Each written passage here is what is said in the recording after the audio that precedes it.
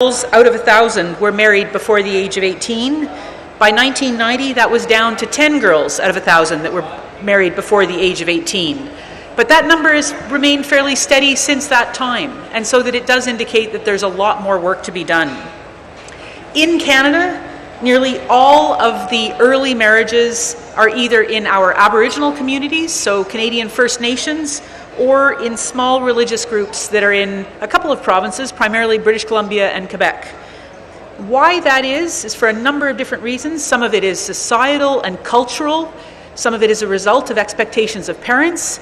In many cases, especially in our Aboriginal communities, it's as a result of poverty and lack of opportunity, and because of broken families in other areas. So I really don't want that there. Thank you very much. Okay. Can anybody in the back not hear me? In which case, is that better? If you can't hear, wave, and I will try and speak more loudly. The fact, sorry. It's still not clear to your panelists, so that's why they were asking. Okay. Increase the sound. Can you hear? I can hear sort of from background. Okay. So it's really important to try and unpack this issue, and I'm sure we will be hearing from the rest of the panel members far more in great detail. But over the course of the globe, about 12 million girls are forced into marriage before their 18th birthday. As I said, it's an issue across the globe, but most prevalent in South Asia and in sub-Saharan Africa. And a big part of that is due to poverty, and it's due to marginalized. It is something that has immediate and very devastating impact on young women. Women that are married, girls that are married before the age of 18, tend to have less control over their bodies, less control over family planning, family spacing, the decision to have children. They are more likely to be out of school. They are more likely to be impacted by the adverse effects of pregnancy because their bodies are not yet ready to carry children. It limits their choices going on for the rest of their lives. If they don't have an education, if they are forced into marriage, if they are not able to complete their schooling, they're not able to have access to the type of jobs, professional opportunities, access to income that other women do. This is particularly devastating for marginalized communities, as I said earlier, particularly for here in Pakistan, that is religious communities. In Canada, it can be on occasion ethnic communities. And so it really deserves our attention. I'm always encouraged when I speak to a forum like this to do a little bit of public education on Canadian programming.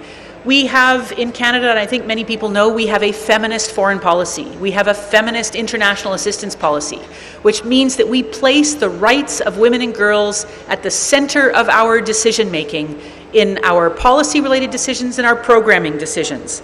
So what we're trying to do here in Pakistan, as we are around the world, is work with organizations that are able to engage with young women and in these communities to try and help address the underlying causes of these issues. But the bottom line remains that this is something that we all have to address. It is not simply a religious question. It is a question that transcends religions, and it really has at its heart poverty and inequality. And if we are able to get at that, then we try and create the opportunities, the educational opportunities, the professional opportunities, so that parents value educating their girls, so that girls themselves are in a position to make informed choices. This is something that the governments have to support at every level, and something certainly that the Canadian government will continue to support. So I'm going to stop there for now to try and respect my 5 minutes or so, and so we can hear from the rest of the panel, but I really look forward to the debate and having the opportunity for questions. Thank you very much. Thank you so much. Because we're hoping to have a discussion with you, we're asking speakers, thank you so much for keeping to the shortened time. I think here we have recognized, the Supreme Court of Pakistan has also recognized that being threatened and being excluded, having less space, it's not just a question of age of marriage and conversion. And the Supreme Court has given specific instructions in 2014 regarding the protection and the promotion of the rights of our religious minorities.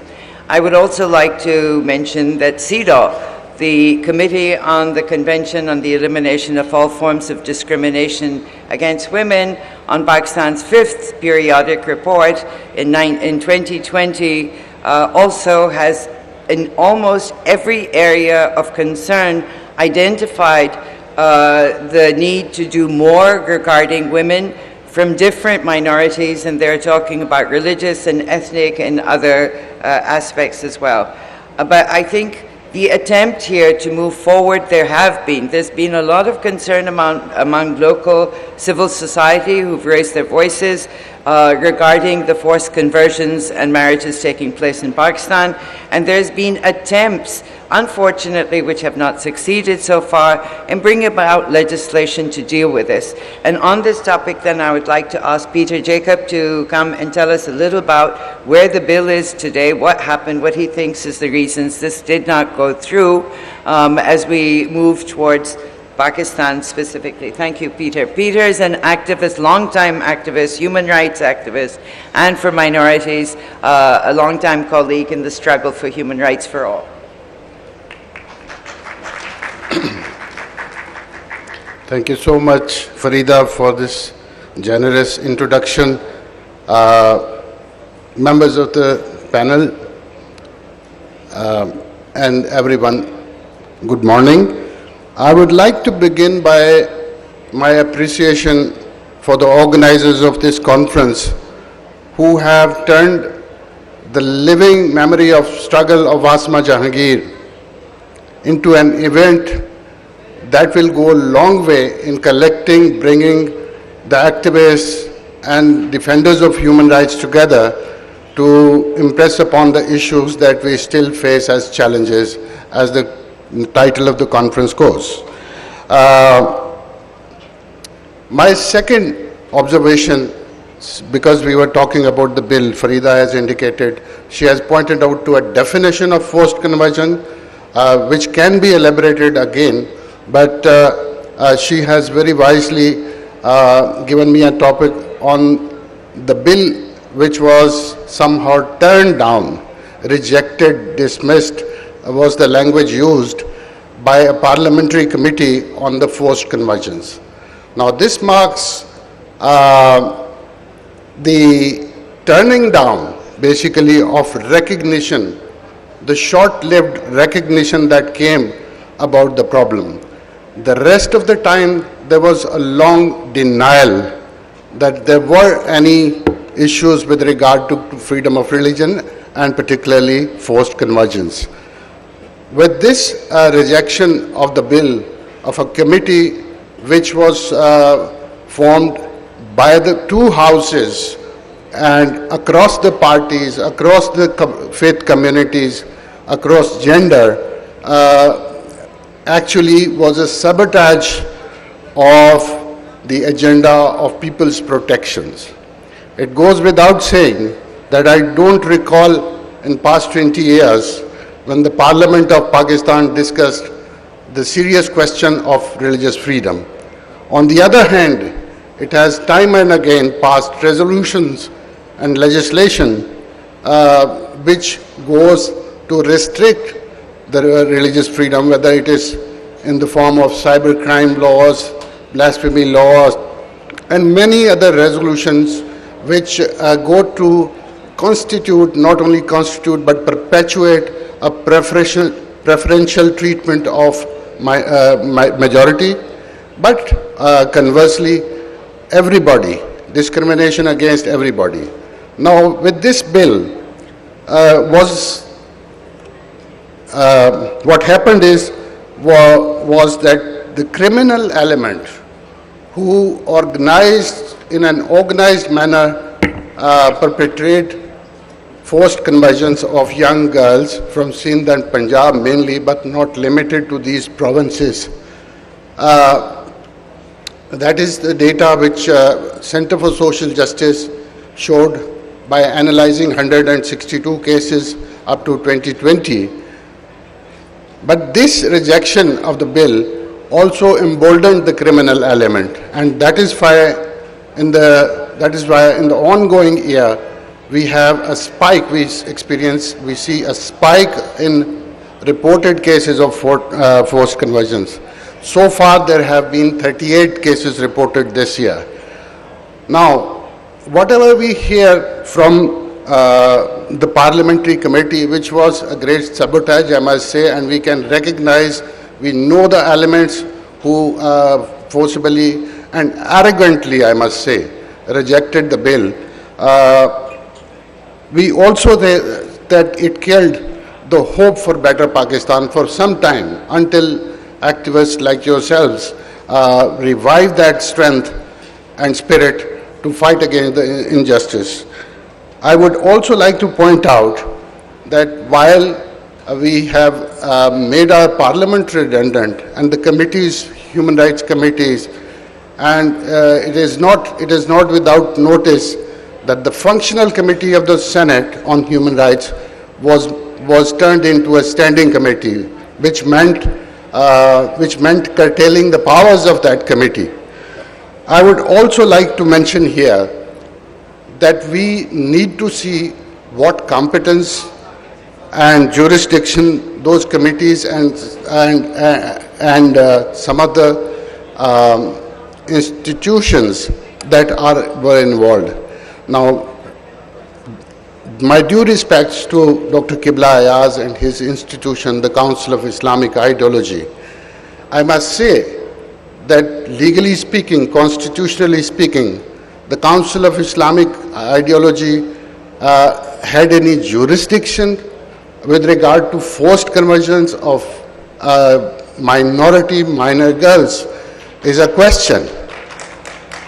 And that is why it is not only a question of jurisdiction. I must also stress that Ministry of Religious Affairs, which has been part of the problem rather than solution, has failed to show any impartiality on this. That is why they have not shown their impartiality on this, and that is why the inquiry into the matter was half-baked, was half-hearted. It never brought the facts to the light which would guide us, which would guide the nation as to how to solve this problem. The professional competence of the committee itself is manifest in the report, which lacks basically the data. So when the committee members said that they did not find any evidence of forced conversions, my question is, where did they look for the evidence? They did not look at the evidence. There are court verdicts, there are prosecution records, there are records of the Rahmans, and there are victims basically, some of whom were speaking before this conference. We showed their witnesses of the victims and their families. So I would say that we need to come out of this denial, first of all. And secondly, address the matter objectively. Where in the world have the human rights abuses been ignored this long? It has been a story of 70 plus years. The forced conversions were earliest complained by the first law minister, Jogendranath Mandal, and on and on. And that is why I would say, you see this short-lived recognition by the government of the problem needs to be investigated in objective manner and then brought to the House to make it into a legislation that would put a permanent stop to not only forced conversions but all violations against freedom of religion or belief. Thank you so much. Thank you, Peter. I'm sorry, I am trying to keep to the time, so you'll excuse me so we have the next session. With that, I think the most appropriate person is Dr. Qibla Ayaz to come in, and partly I think it's useful to know what is the role of the Council of Islamic Ideology in such matters, and does it have jurisdiction? But also, more importantly, what is the religious perspective on conversions, and what is an appropriate age of marriage? I know that Islam does not allow, under any circumstances, forced marriages. You need to have consent. So what if you would like to come and elaborate, we'd be happy to hear from you. Thank you.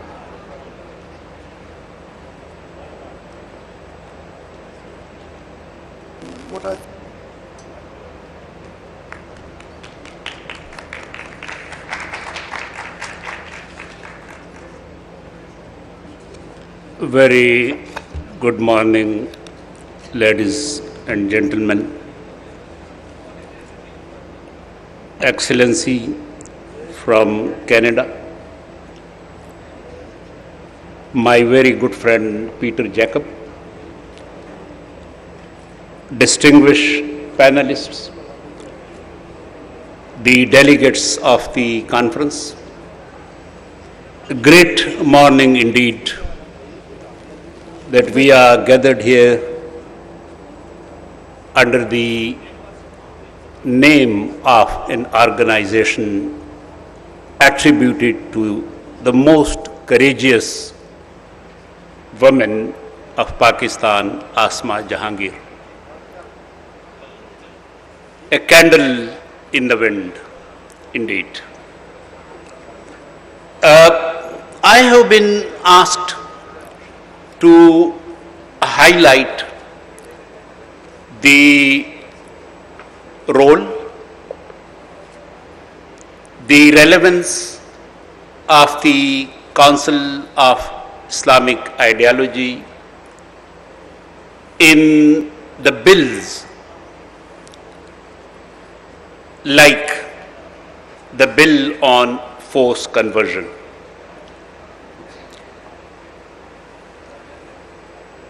Article 2 of the Constitution very clearly says that Islam is the state religion of Pakistan.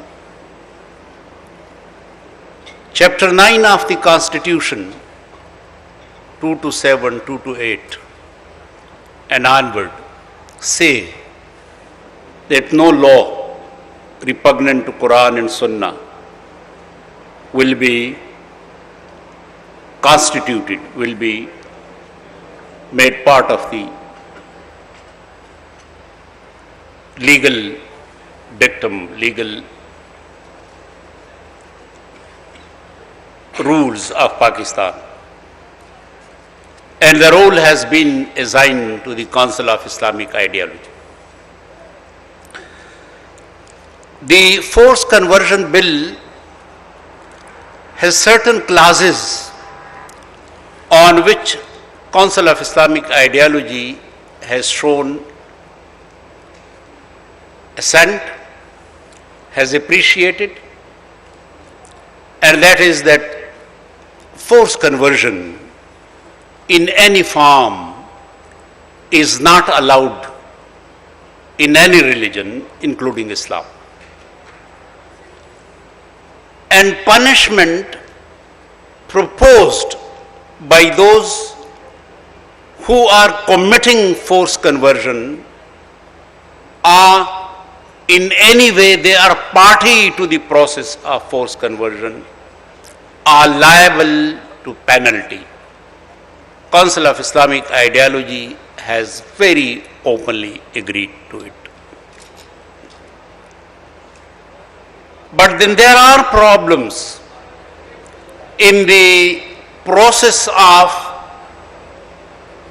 conversion by choice,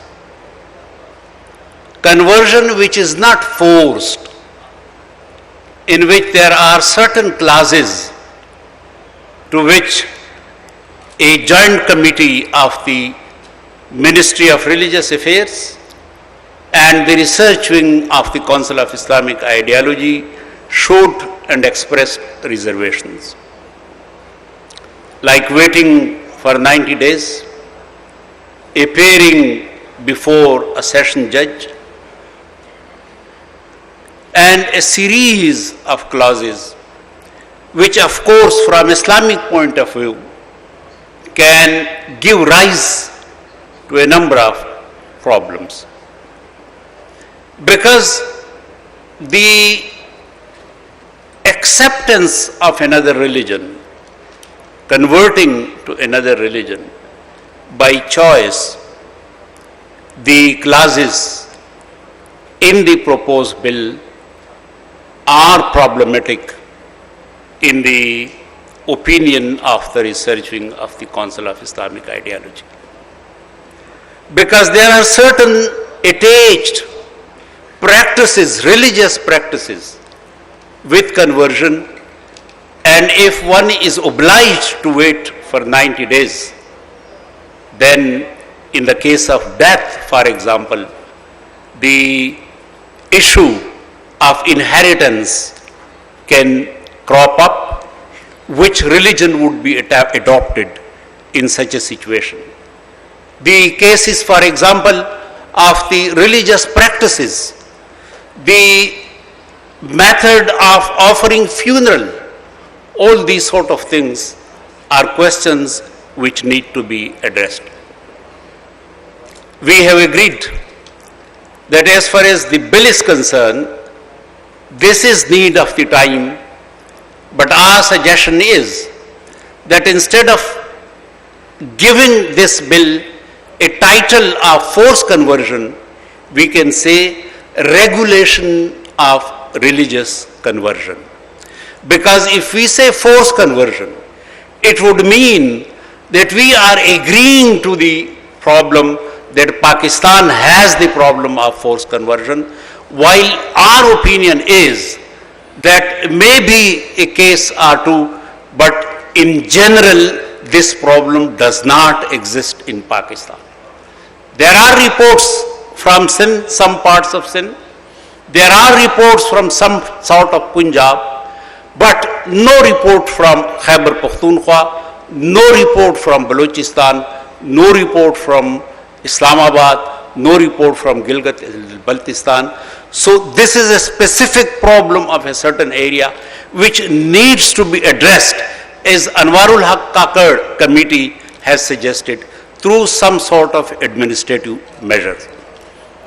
Our suggestion is that we are open, Ministry of Religious Affairs, Council of Islamic Ideology, and we can together with the support and guidance of the Center for Social Justice and the Ministry of Human Rights, we can sit together, and we hope that we will be able to together develop a bill which will be implementable, which will not be controversial, and which would in a better way solve the problem which exists in some parts of Pakistan.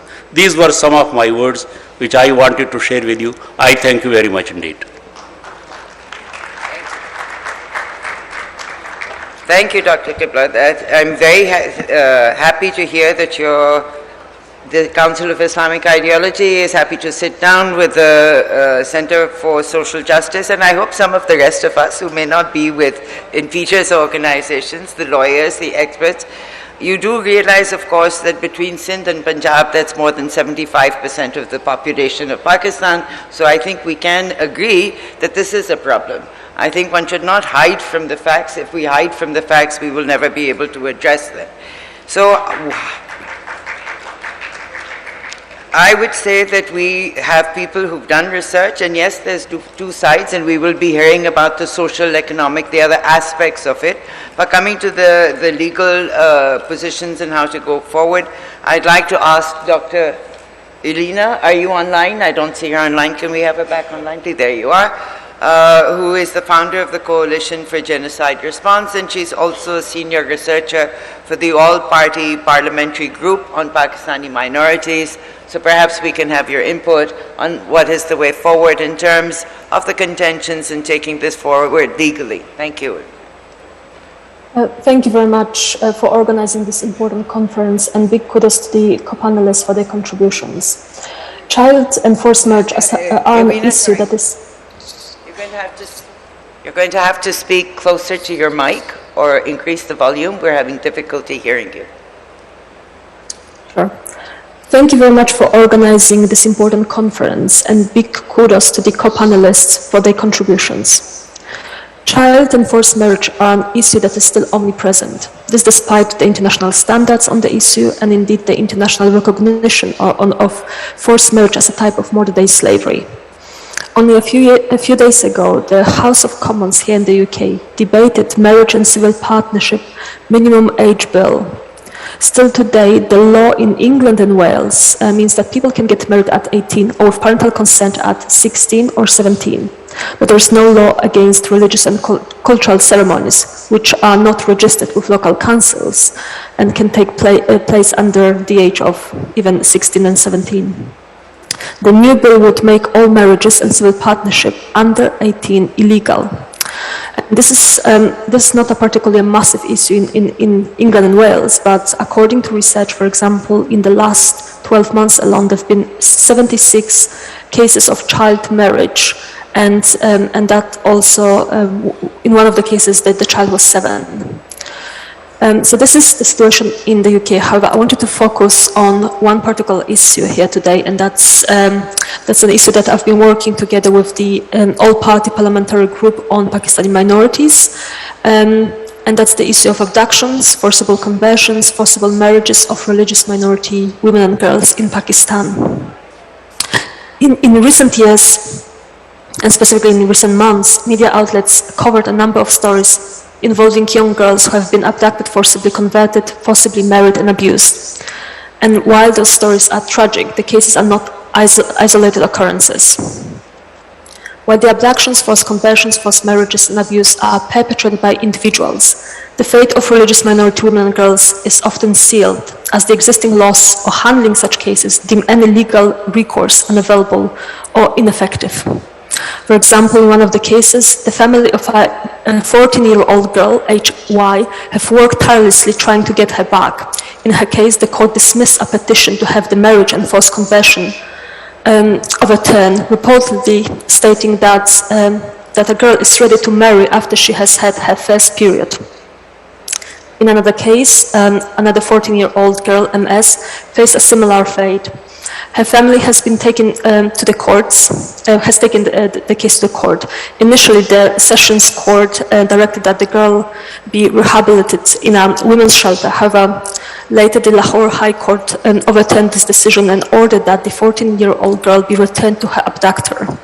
She has since escaped from her abductor. Most recently, there is another case of a 15-year-old girl who was also abducted, forcibly converted and married to a man twice her age. Her family has been trying to get her back with assistance from the police, however, they have been unsuccessful. In other cases where the families managed to get their daughters back, there may be other challenges preventing the girls from returning to their lives, as in the case of PM, the then 14-year-old girl who was abducted, forcibly converted, forcibly married to her abductor as well. Her family took to the courts in an attempt to reunite her with the family. In this case, the Lahore High Court affirmed that an underage girl lacks capacity to convert and ordered that she be returned to her family home. However, since then, she had to flee her home because of threats she received, as she was considered to be an apostate. These few cases have received international attention, whether through media or NGOs assisting the families and the girls. However, in Pakistan alone, research suggests that more than 1,000 women and girls from Hindu and Christian communities are abducted, forcibly converted to Islam and forcibly married to their captors every year.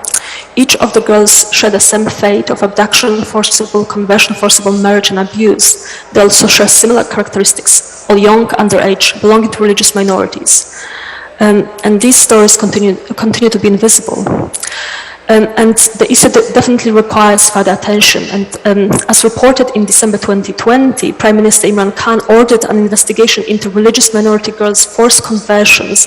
However, according to the reports, this inquiry launched in 2019 appears to look at 2 cases in isolation. And one would expect more commitment and action considering the ever-growing number of reports on the issue. Currently, any efforts to address the issue are predominantly reactive. Little proactive effort is expended to prevent such treatment of religious minority women and girls in the first place. The first step to address the issue must be the recognition of the issue for what it is. This should help to identify the tactics and red flags of such conduct. Second, states must ensure that police forces are trained and equipped to investigate and respond to such cases. This includes not only securing the timely return, but also ensuring that the perpetrator is investigated, prosecuted for the abduction, forced conversion, forced marriage, and abuse. Third, laws that enable or accommodate such treatment of women and girls, empowering the perpetrator, need to be repealed or amended as soon as possible, and new laws introduced to provide better protection to the targeted religious minority women and girls. To explore the issue further, Lord Alton of Liverpool, a crossbench peer at the UK House of Lords, together with the All-Party Parliamentary Group on Pakistani Minorities, launched an inquiry into the issue that aimed to identify the needed responses. The inquiry took place in the first part of 2021 and considered several oral submissions, had also an open call for written submissions and desktop research, and collected evidence from tens and tens of witnesses. This report is going to be published next week, and I'll be happy to share a copy with you all. The report includes several recommendations on how to address the issue that should be taken into consideration and hopefully follow up on. So hopefully I'll be sharing the report very soon. Thank you very much for your attention, and I'll be very happy to answer questions. Thank you. Thank you so much. I think what's very important, please go ahead. I think what is important is bringing us back to the reality of what happens on the ground, and I think the issue of abductions is also important. And the thing is that once somebody is abducted in our society here, even if she does want to go back to her family will not accept her. There are all kinds of social and economic dynamics at play, and to talk more about them, I'm going to invite Dr. Ida, who is a researcher who has done a lot of work on this, to talk about the realities on the ground and the socio-cultural economic aspects of it. Thank you. Thank you very much for organizing this conference and giving visibility to this very important subject. So I would like to draw your attention to the issue of multiple marginality. These minority communities are subjected to generally in Pakistan, and these marginalities are stemming from social division, chahe wo class, caste, gender, religion ho, so they are somehow the other positioned at subordinated place. So that, and we live in a society which is determined by socio-religious hostilities. There is no, we cannot stay blind to our lived realities, to our challenges minorities face every now and then. And then you need to situate the problem of early, forced conversions or religious conversion in that society. By situating this problem, I would like to draw your attention to the gender dimension. What I have done my research and did a few in-depth interviews, and I came to know that, there is a kind of tension between women choices and patriarchal community claims. So it's a very difficult, it's a very thin line to substantiate, as Dr. Qibla Ayaz has said, but then there are other, difficulties, that it's a kind of one-way conversion, like minority women, especially they are coming from poor, downtrodden communities, and economic issue, financial disparities they face every now and then. They are not going to school, they are underage, they cannot make informed decision, they have nothing else to look forward. और फिर अगर शादी हो जाए तो शादी is the be all and end all road to happiness, and then they get to that kind of attraction. But then again there is very, as I said, we live in a society where we come across socio-cultural problems, hostility, religious discrimination, and we face this kind of even girls who get who marry Muslim men, and then their life journeys are not easy. They have to navigate through uneven terrain, like as Dr. Qibla Ayaz, you have discussed the issue of rituals at the time of funerals or other things. So I have seen in my own research the girls who have even converted to Islam, but again there's a strong shadow of lower caste that lurk throughout their lived experiences. कि उनको चूड़ी कहना, these kind of cliches, derogatory cliches are still used against them. And then there is a question कि जब मर जाओगी तो who is going to जनाजा पड़ेगा, because that kind of religious identities are strongly inscribed in themselves. So there's a very little space. We live in a society, very little space is given to interfaith alliances. So these are the problem. And then there are intra-community patriarchal restriction faced by minority women within their community, because there's a strong resentment among minority community कि हमारी लड़कियां उधर जा रही हैं. So they want to control, but at the same time they are venting out their resentment by controlling and curtailing the choices of women. But then there are strong questions that revolve around early marriages. Then I also would like to relate it to the issue of personal laws of religious minorities, which are still not implementable. Sometimes rules of procedures are not made. So there is no kind of protection, legal protections which need to be. If there are certain areas where we come across hearing complaints that it is a forced marriage, but in the court of law girls go and then they make a claim that they are doing it by free choice. So there is this friction keeps on moving. So we have to be very objective in analyzing these stories, because devil is in the detail. But at the same time, because very little space is given to interfaith marriages, so that a kind of hostilities, these girls are being pressurized throughout their lived careers, because girls have to negotiate, they have to change their name, they have to change their dresses, they have to change their social behaviors. So these are the kinds of things which I would like to draw your attention to it. And as I said, that we need to see this problem from multiple dimensions, because we have to situate this problem in a country or in an environment which is already when there are socio-cultural, religious divisions, strong religious polarization, so they further compound these phenomena. So shukriya. Thank you so much. I think Ira's points about the dimensions within you live and you negotiate and mediate your life, navigate it, the various power dynamics, because it is also power, it is not just socio-cultural. All of that has a very strong power dynamic. But exclusions and inclusions of majority, minority are not limited to Pakistan.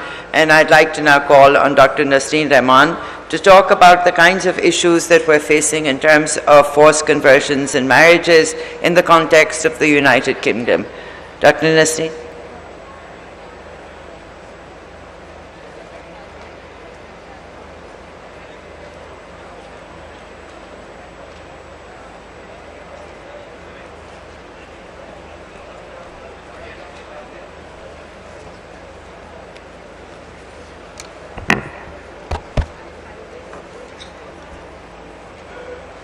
Assalamu alaikum. Good morning. I here address Asma's spirit, which presides over this gathering, her colleagues and friends, the foot soldiers of the human rights community in Pakistan, honorable judges, excellencies, friends and comrades. It is indeed an honor for me and a privilege to speak here. But before I go any further, I would like to thank the team at AGHS and the others who have organized this conference. Bravo, all of you. Asma would have been very proud of what is happening here for the past 2 days. So I am going to speak mainly about forced marriage in the UK, but I think it has some ramifications for what is happening in Pakistan. So the intersection of forced marriage and religion. Now, marriage, of course, is one of the most important relationships that human beings enter into in a lifetime. So in the UK, what is a valid marriage?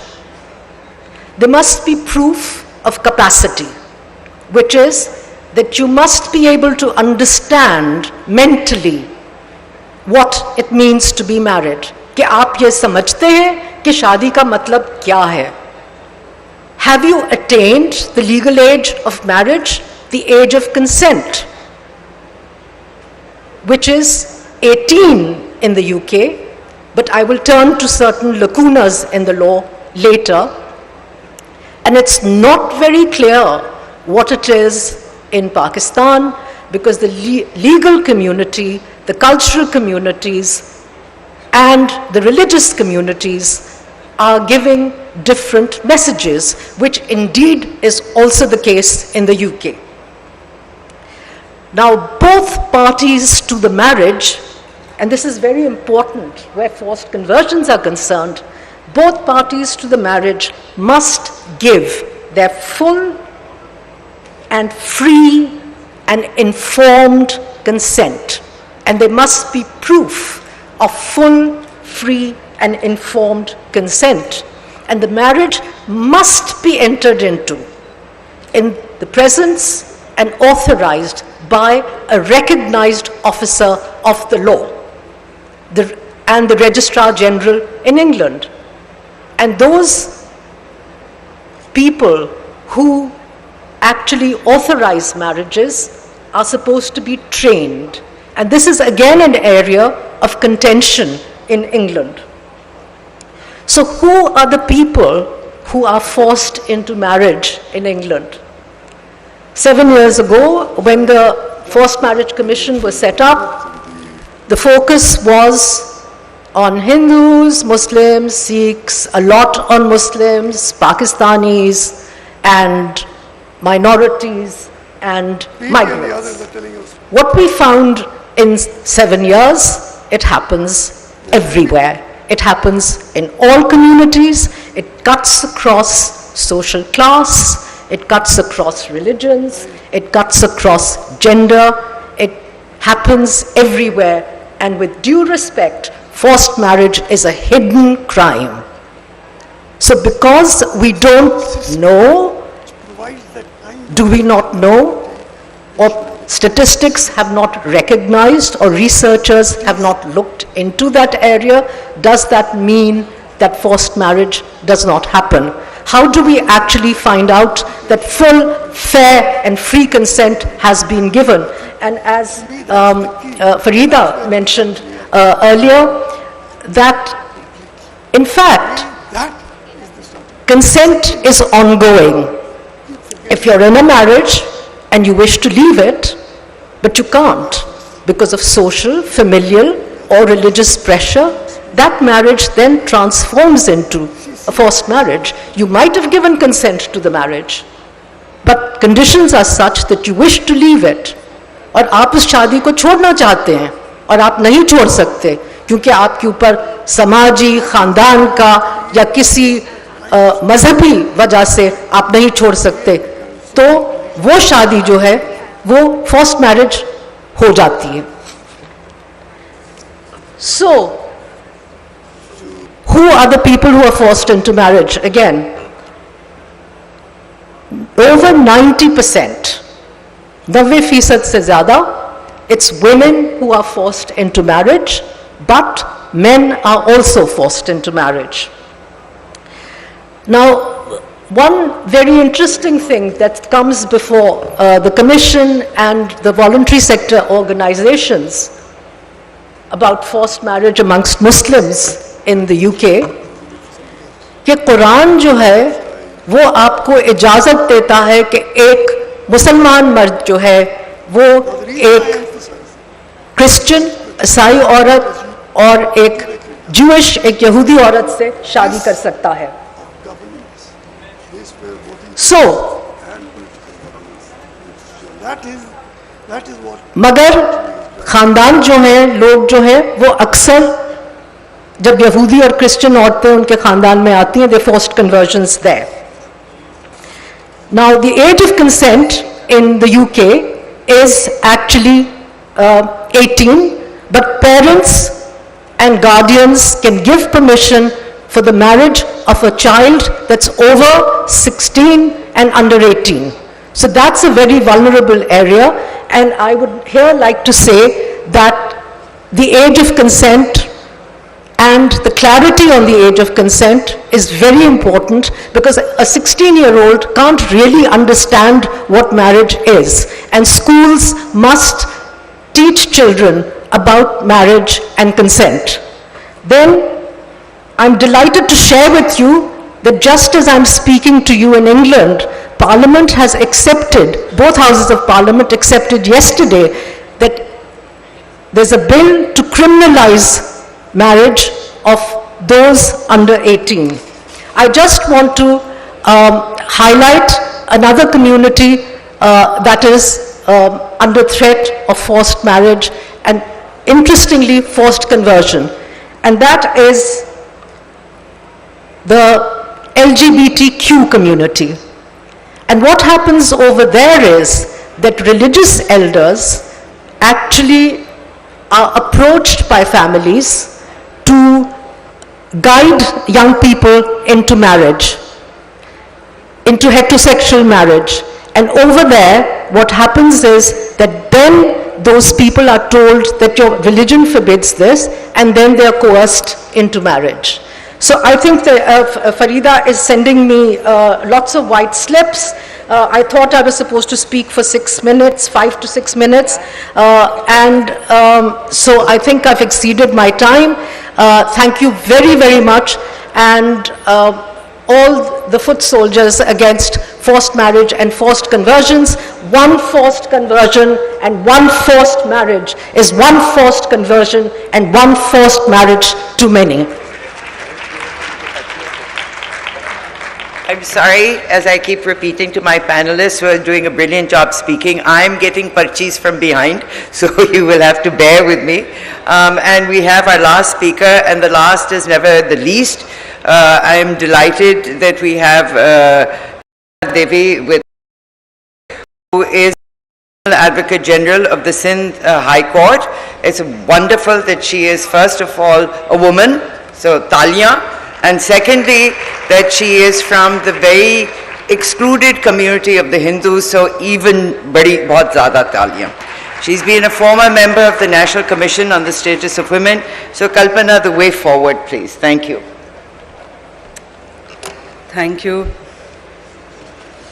You know my intro. I'm from the land of Sufis, and I am the land of Qaid-e-Azam Muhammad Ali Jinnah. No doubt I am the land of founder of Constitution of Pakistan, Shaheed Zulfikar Ali Bhutto. So I pay tribute to Didi Asma Jahangir in 2 lines of Shah Abdul Latif Bhittai. Sari raat subhan jagi jan yaad kayo. सारी रात सुभान जागी जिन याद कयो उन जे अब्दुल लतीफ़ चे तिंजी मिट्टी लधो मान कोड़े कन सलाम अच्छी अंगण उनन जे. मैं आपको इसकी मीनिंग भी बता दूं कि सारी रात जो अपने महबूब को याद करता है, महबूब नॉट मेल और फीमेल, जिससे आपका दिल जुड़ा होता है, तो शाह अब्दुल लतीफ़ भिटाई कह रहे हैं कि उनकी मट्टी जो है उसको मान मिलता है, उसको इज्जत मिलती है, और हज़ारे उनको सलाम करने आते हैं उनकी ज़मीन पे. हम आज दीदी के लिए यहाँ पर जमा हुए हैं और मुझे बहुत खुशी होती है.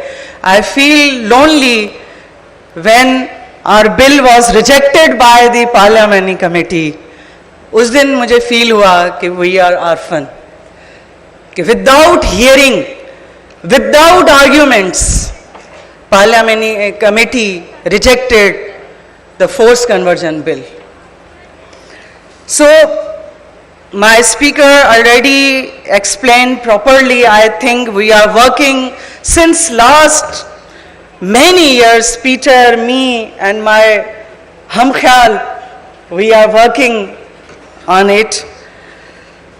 My question with Qibla Ayaz Sahab. After meeting with you, you know, we met in Natya Gali. मुझे बहुत अच्छा लगा कि we have mind like you, कि आप ہماری لبرٹی کو بھی بات کرتے ہیں, ہماری انگزائٹی کو بھی ایکسپلین کرتے ہیں. مائی کوشچن از کہ why conversion only for teenager girls? It is not alarming. Only girls and only for the purpose of marriages?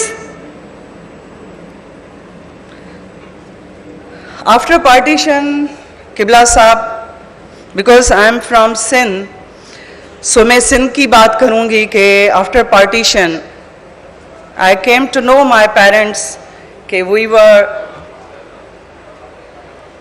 50% community in, I think, in Pakistan.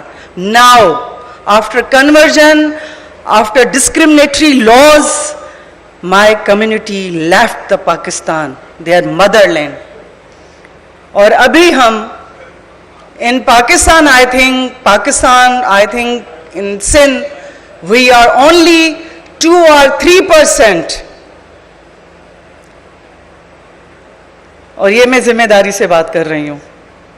اور جب ہم چاہتے ہیں ہم اپنی زمین, ہم اپنی مدر لینڈ, سندھ ہماری رگ میں بسی ہوئی ہے, ہماری روم روم میں ہے, پاکستان میرا ملک ہے, لیکن جب بار بار ہم سے یہ لیا جاتا ہے یہ اگنی پریکشا کہ ہم محب وطن ہیں, وی آر محب وطن سر. تو یہ جو بار بار ان شیپ آف کبھی فورس کنورژن, کبھی یہ ڈسکرمنیٹری لاز, تو یہ توڑ رہے ہیں.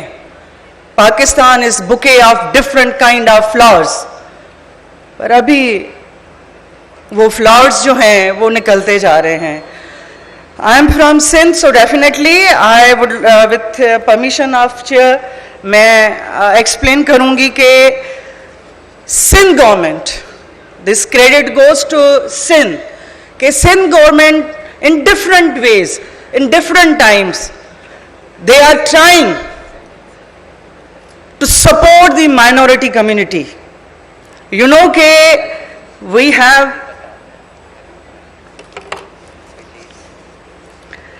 سندھ گورنمنٹ نے چائلڈ پروٹیکشن میرج بل دیا, دین سندھ گورنمنٹ نے فورس کنورژن بل دیا. Unfortunately same force conversion bill was rejected and not signed by then governor. اگر مجھے یہ چٹ بھی آ گئی ہے, میں زیادہ کچھ بولنا چاہ رہی تھی کہ مجھے لاس پہ ڈسکشن کرنی ہے, سو سمندر کو کوزے میں بند کر رہی ہوں کہ وہ جو بل ہمارا ریجیکٹ ہوا and then governor not sign that bill. لیکن میری ہمبل ریکویسٹ ہے اس آسمان دیدی کے اس پلیٹ فارم سے جو ہمارے لیے لڑتی رہیں, جو she was voice of voiceless person, ان کی کمی ہمیں ہمیشہ محسوس ہوتی رہے گی. آپ صرف یہ جو میرج بل ہمارا سندھ میں آیا تھا, ریسٹرکشن آف چائلڈ میرج بل, آپ اس پہ ایکٹ کروا دیں, آپ کا 50% مسئلہ حل ہو جائے گا. بہت بہت شکریہ. اس سے پہلے کہ دوسری پرچی آ جائے, I am sorry. Thank you very much. بہت معافی, ایک سیکنڈ, لوگ دوسرے سیشن کے اسپیکرز یہاں پر بیٹھے ہیں تو اس لیے ہمیں بہت معذرت خواہ ہے. Can I just take 1 minute to wrap up, or 30 seconds, which is that it's clear that this kind of exclusion, forced conversions, early age child marriages, etc. take place everywhere. But coming back, and that they are always linked to socio-economic factors of poverty and exclusion which are greater than just the simple, this is a symptomatic of exclusions and the lack of human rights for some communities. We will, to go forward in Pakistan, it's clear to me, as Dr. Naseem said, you need the full, free and informed consent for marriage, also for conversion. and how are we to establish that? So I think there are three things that I would suggest. You need to start the discussion. जिस तरह से पहले कहा है, अगर वो मानते ही नहीं है कि मसला है, तो वो मसला कभी हम address ही नहीं कर सकते हैं. You need a study. Why don't you have a proper study on what conversions are taking place, what marriages are taking place, and what the issues are on the ground? Why are we so afraid to find out what the situation on the ground is and the dynamics? And then I find, and nobody's mentioned this, so let me mention it, I don't hear any state narrative against forced conversions or against forced marriages. Why is there nothing from the state that says, ye galat baat hai, ye hum nahi taslim karte hain? Thank you so much to the brilliant panel of speakers we have. I'm sorry about pressing you for time, but the next panelists are also waiting. Thank you everyone. Bahut shukriya.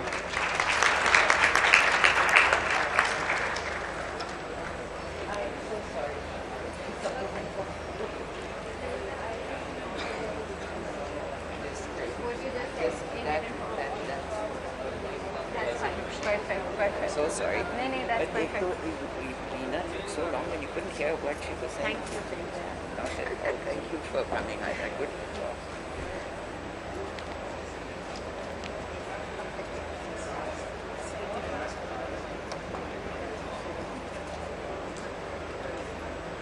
Refresh next moderator के नहीं papers तो पड़े हुए हैं. नहीं कुछ नहीं है. हाँ पेपर है. पेन दे दो. मैं pen drop.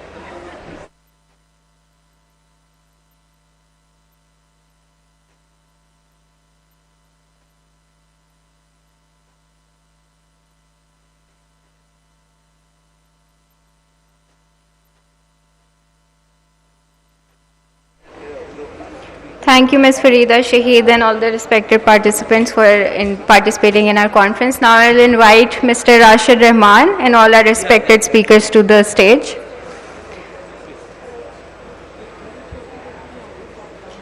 Speakers for the Accountability and Victimization panel, please come on stage.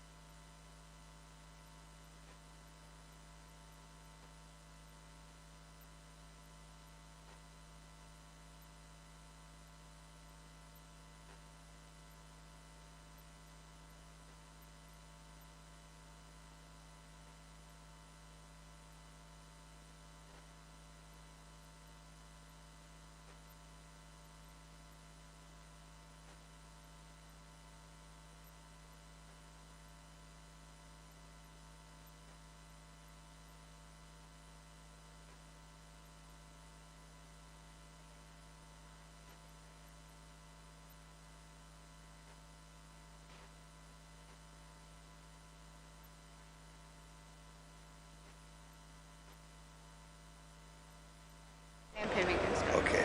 Is it on? Good afternoon, ladies and gentlemen. Yes, thank you. Welcome to the Asma Jahangir Conference 2021.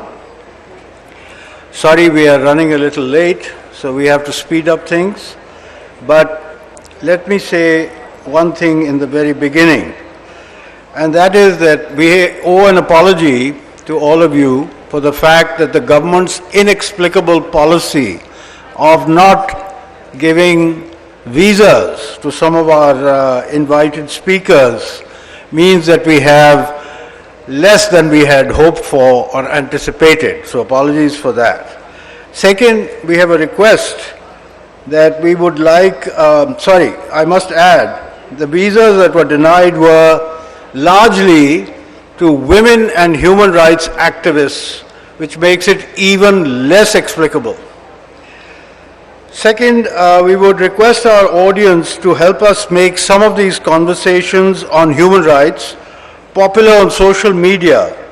And it would be a great help if you tweet with our hashtag AJCONF21 so that we can become a trend today in Pakistan. Thank you very much. Now, I have a very eminent panel of speakers, some of whom are present and some are on their way. On the stage, as you can see, we have Senator Syed Ali Zafar, who needs no introduction, I think. He's a member of PTI and a very eminent lawyer. And we have Mr. Salahuddin Ahmed, who is the president of the Sindh High Court Bar Association. Welcome, Mr. Ahmed. We are expecting Mr. Qamar Zaman Kaira in the next 10 minutes, fingers crossed. And last but certainly not least, I would like to invite former Prime Minister Shahid Khaqan Abbasi as the keynote speaker. Welcome, Mr. Abbasi.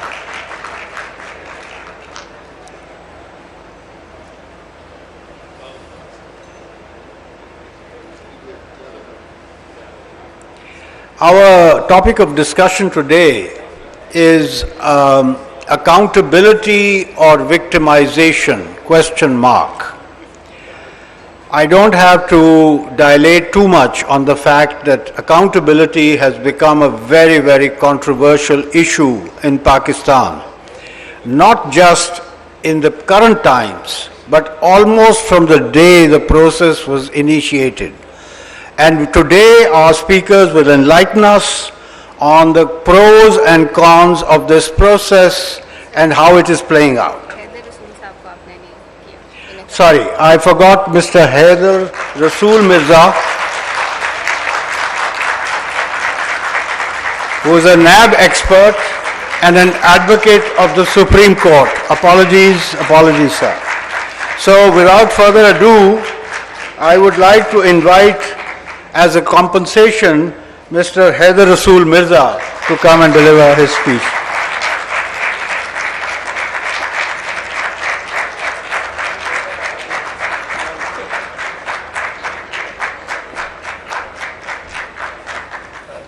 Thank you very much, Ji. I thank the Asma Jahangir Foundation, Supreme Court Bar, Pakistan Bar Council, S.M. Boon Saab, Tar Saab, and all the distinguished guests, panelists. A very good afternoon and Assalamu alaikum. The topic that I would be speaking on is accountability, and when we talk about accountability, it would be appropriate for us to trace the history of this accountability process. And if we go into the recent past, we see that we had the Ihtisab Act 97. We saw that the then political opposition complained of being victimized by that Ihtisab Act. Then we saw the Musharraf era, where we were introduced with the National Accountability Ordinance, and now we have the National Accountability Bureau as a result of that ordinance. And again we saw that the then political opposition was victimized, and later on, post 18th Amendment, we saw a vacuum. We saw a silence on part of the Accountability Bureau, and that vacuum seems to have been filled by the suo motu jurisdiction of the Supreme Court. We saw 2 chairmen, NAB, being sent home. And then in the recent past, we again see the political opposition complaining of the accountability process being used as a tool for victimization. One thing which comes out in my understanding as something which is common, that corruption is an issue, and everyone agrees with it that this is an issue. The only problem seems to be the way this issue is addressed. The problem seems to be in using the National Accountability Bureau as a tool by every incumbent government, every government using it for accountability of others, not their own. And that is where the issue lies, in my opinion. In my opinion, when we talk about the process of accountability, it has to be objective. It has to be something which should be seen to be fair. It should be something which should be seen to be across the board. But that, unfortunately, is not what we see in reality. Unfortunately, we see the Accountability Bureau also realizing its importance as a tool for victimization. They perhaps have appreciated the fact that every government needs us. Perhaps every government cannot operate against its political opposition without us. There are numerous examples which I believe nobody needs to repeat. Recently, we also saw the Honorable Supreme Court giving observations to this effect. This is not my view as a lawyer. This is the observation of the Supreme Court of Pakistan, observing recently while granting bail to Khaja Saad Rafiq Saab and Khaja Salman Rafiq Saab. And the Supreme Court observed that the National Accountability Bureau is exercising unfettered powers, misusing its authority, ignoring the constitutional freedoms of the people and their liberty, and being used as a tool for victimization, and they also use the word political engineering. But interestingly, the reference in which this order was being passed was not quashed. Bail was granted, but the observations of such a scathing nature were termed as tentative. And now comes the other aspect, inaction on part of the legislature. What did the legislature do to hold the Accountability Bureau accountable in light of such observations? And I believe it's the inaction on part of the legislature in the recent past that has led to that vacuum and that has led to that lack of debate on regulating the accountability process. The debate is now unfortunately shifting towards victimization because regulation of the accountability process has not been put to the real debate. Every institution needs to be independent, but independence should not be unfettered. Independence has to be regulated. Regulation should come from the legislature. Till date, approximately 22 years have passed. We don't have any rules and regulations regarding the Accountability Bureau. The chairman has vast powers to arrest, to detain. We know the FIA cannot arrest in inquiry. We know the anti-corruption department will not arrest during an inquiry, but we don't know whether NAB will arrest during a complaint verification, or will arrest during an inquiry, or will it arrest during an investigation. Whimsical, arbitrary exercise of power is the issue. That needs to be regulated if you want to get rid of this victimization process. You don't need to get rid of the accountability process. You don't need to get rid of the accountability laws. You need to regulate the laws. You need to hold them accountable for their excesses. You need to legislate in a manner which allows the institutional regulation should be focused on not curbing the independence of an institution, but regulating the institution under the rule of law. And that is what the only place where this can be done in an objective manner is the legislature. It is the job of the legislature, and unfortunately, the recent history has been when some amendments have been introduced, they have been person-specific, alleged to be. And recently, I think the second and the third amendment ordinances of 21 need to be and deserve to be mentioned. Blatant person-specific ordinances, legislation, bypassing the legislature. The incumbent government wants the chairman to continue, the prosecutor general to continue, but they don't want to legislate and regulate their powers. They don't want to regulate their powers to arrest, detain, form a reference. Keeping this in mind, I believe the vacuum should not be filled by the Honorable Supreme Court or the High Courts. They should be interpreting what the legislature intends, what the legislature intends to do, and that should be interpreted through the judgments, and that is how, in the long run, there may be a possibility for regulating the accountability process without any complaints of victimization. Every accused person claims to be a victim. Every accused person will complain. But when you focus on the rule of law, rather than political engineering, rather than forcing people to change their loyalties, rather than using the accountability process as a threat, I believe the legislature's inaction can also be, in my humble view, attributed to this threat. That the legislators are also subjected to this one-sided, lopsided accountability. The moment they advance towards any legislative bill introducing any regulatory process, I believe they are also threatened by the same bureau that, you know what, there is a file, there is a reference, there is a complaint. I believe that rules and regulations regulating the Accountability Bureau are an hour of the need of the hour. I believe that the legislature has to come to this, because all of them have been a victim in one era or the other. I believe there has to be some consensus on how to legislate on this important issue, and I again emphasize that the debate should not move towards getting rid of accountability. The debate should move towards regulating accountability laws and regulating those institutions which are all empowered to hold everyone accountable. For example, it is in the interest of public when you talk about cheating public at large. It is in the interest of public when they feel that comfort that yes, if I am cheated by someone or if we all are cheated by somebody, then we have some recourse to justice. But when you talk about misuse of authority, when you talk about the offense of asset beyond means, you see they are used in a very biased and partisan way.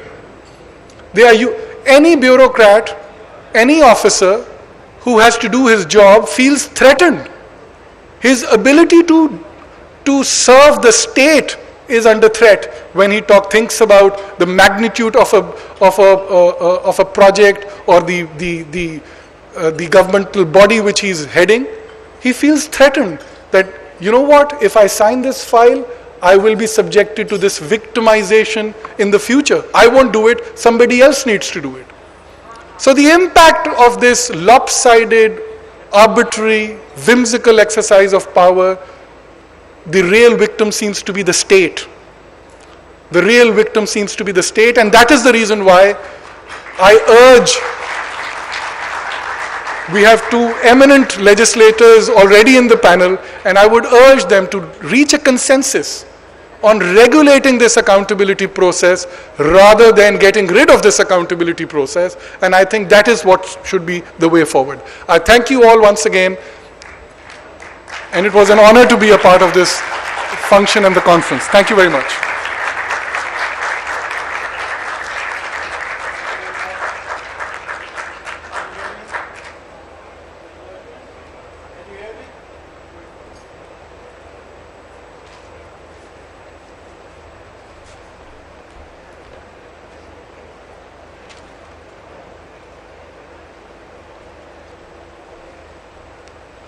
The wonders of technology. My mic isn't working, so I've had to come up here. Sorry. I want to welcome Mr. Qamar Zaman Kaira, Der Aay Durustai. He needs no introduction. He's a PPP leader and a very prominent leader at that. And we can't seem to get rid of him on TV these days. But anyway, I won't hold that against him. In any case, let us proceed quickly to our next speaker because time is a constraint. And I would like to invite Mr. Haider Rasool Mirza, NAB expert and advocate Supreme Court. Sorry? नहीं सलाउद्दीन अहमद किया ना Sorry, I've got it mixed up. Mr. Mirza has just spoken. I want to invite Mr. Salahuddin Ahmed to come and deliver his thoughts on the subject. Thank you.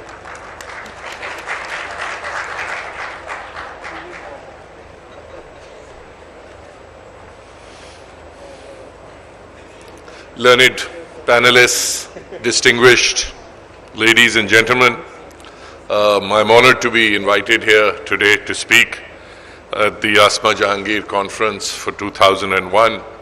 I'd like to congratulate, first of all, the Asma Jahangir Foundation and AGHS and all the other, I see the President of the Supreme Court Bar, Mr.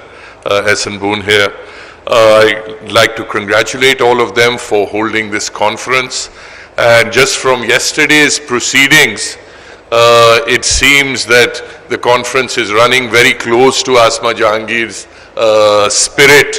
It's already stirred a hornet's nest, and I can just imagine her sitting up in heaven, puffing on a bidi and laughing in that cackling manner that she had. So I'd like to congratulate the organizers. Coming towards the topic, as far as NAB is concerned, and whether it is following a regime of accountability or of victimization, I think it's important to look at the history. And NAB is a continuation of laws that started back in Ayub Khan's era from Ebdo and Proda, etc. And they went on. There was the Ehtasab Ordinance, and this is the current new avatar. The very purpose of NAB, and I think when we talk about reforming accountability, we have to understand the history of the NAB ordinance itself. And the very purpose of NAB from the very beginning was political engineering. That is the reason why General Pervez Musharraf brought it in. The initial chairman of NAB was General Amjad, I think, who was the first chairman, who was rather naive in his views. And when he tried to pursue even-handed accountability and he went after some political bigwigs that General Musharraf wanted to cultivate, he was unceremoniously let go of, and then NAB continued along the path for which it was designed. Now, why do I say that the very basis and foundation of NAB is political engineering? Because quite clearly it was unconstitutional to begin with. Now, there's Article 12 of the Constitution, which says that nothing will be an offense. No person will be tried for a criminal offense if it was not a criminal offense at the time that he committed that act. That's basic. अगर उस वक्त वो जुर्म ही नहीं था तो उसके खिलाफ मुझे कोई सजा नहीं मिल सकती. Dusra, the other part of Article 12 of the Constitution says that nobody shall be prescribed a greater punishment than what was prescribed at the time that he committed the offense. Now the NAB ordinance does both, right? The NAB ordinance creates new offenses, like for example, willful bank default, etc. was made a NAB offense, although it was never an offense previously. And it also enhanced punishments for offenses such as corruption, etc. They existed, there were laws that punished them, but the NAB ordinance enhanced those penalties. And it did so with retrospective effect. So it was in clear violation of the Constitution, and therefore people were, and to this date, Mir Shakil Rahman, for example, spent nearly a year in jail for an offense that was alleged to have been committed about 15 years before the NAB ordinance was promulgated. He was being tried under NAB laws for an offense that was alleged to have been committed when the NAB ordinance didn't exist. The other unconstitutional aspect of the NAB ordinance was that it allowed the NAB chairman an arbitrary discretion to decide what cases would be prosecuted under the NAB regime and what cases would be left to the ordinary criminal laws. So you had a lot of these cases where some people for identical offenses, for minor offense, seemingly minor offenses also, they had NAB proceedings against them, they were denied their ordinary statutory rights of bail, they were subjected to harsher punishments, and others were for no cogent reason left to the ordinary law.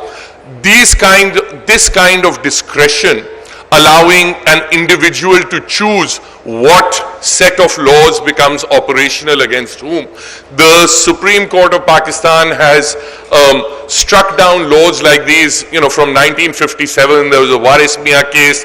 Quite recently, 2016, 2017, they did it with FIA offenses, banking offenses in the Salman Mujahid case.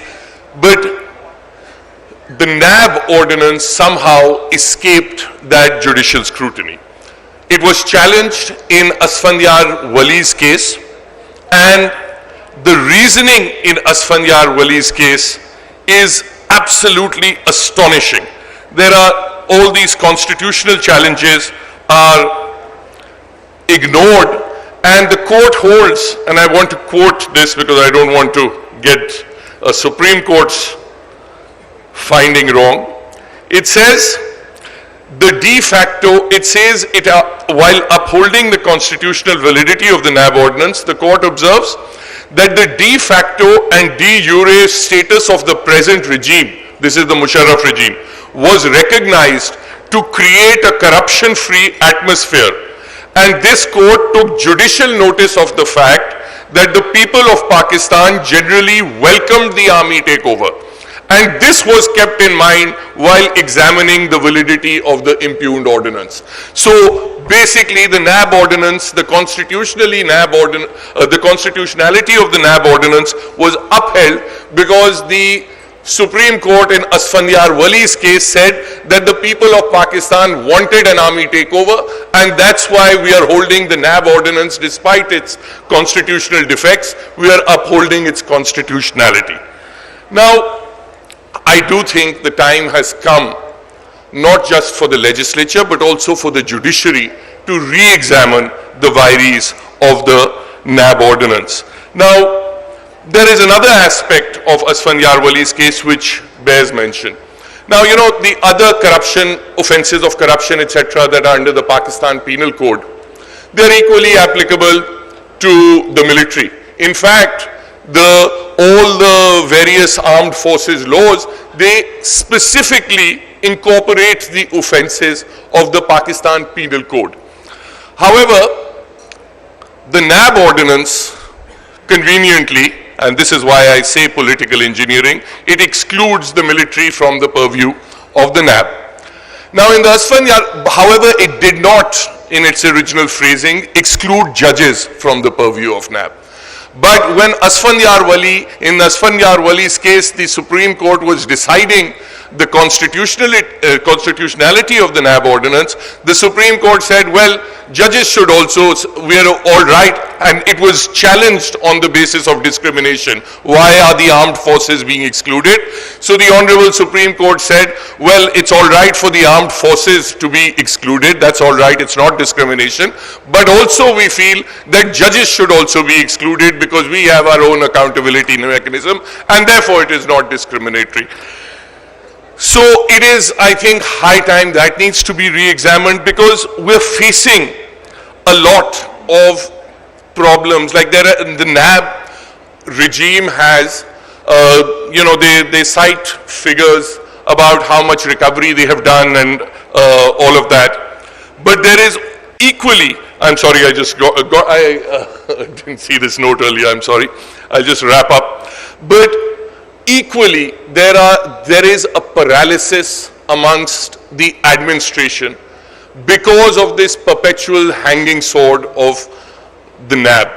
You see, selective accountability is sometimes worse than no accountability because it breeds this impression that it is not my misdeeds for which I am being punished, but it is for my closeness to a political party or due to my political views that I am being punished. So there is no lesson learnt for the people involved. They say, okay, next time I'll improve my political ideology and my political stances. It's not my corruption for which I am facing charges.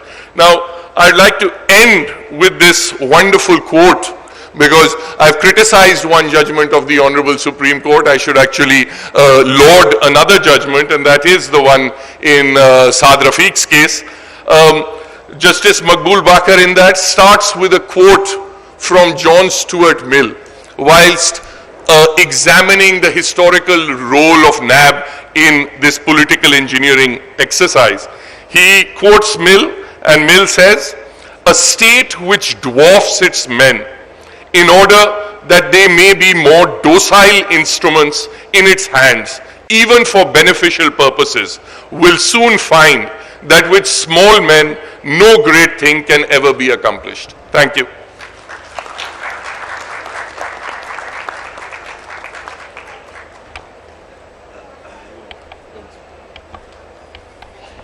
Allow me to apologize for all my fumbling today. It seems the smog in Lahore has descended as a fog on my brain.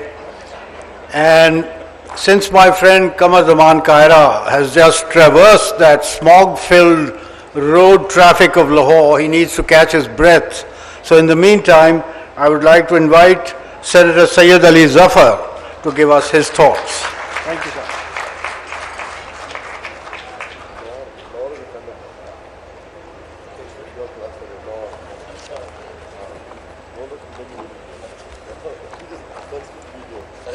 Bismillahirrahmanirrahim.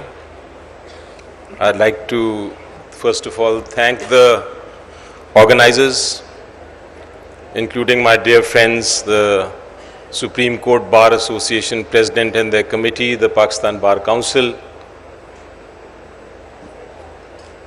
the panelists, ladies and gentlemen. 1,000 or more than 1,000 years ago, when the Greek people were talking about democracy,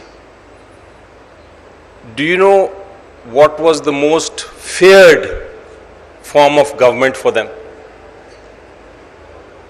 Anybody from the audience? Most feared form of government? Kleptocracy.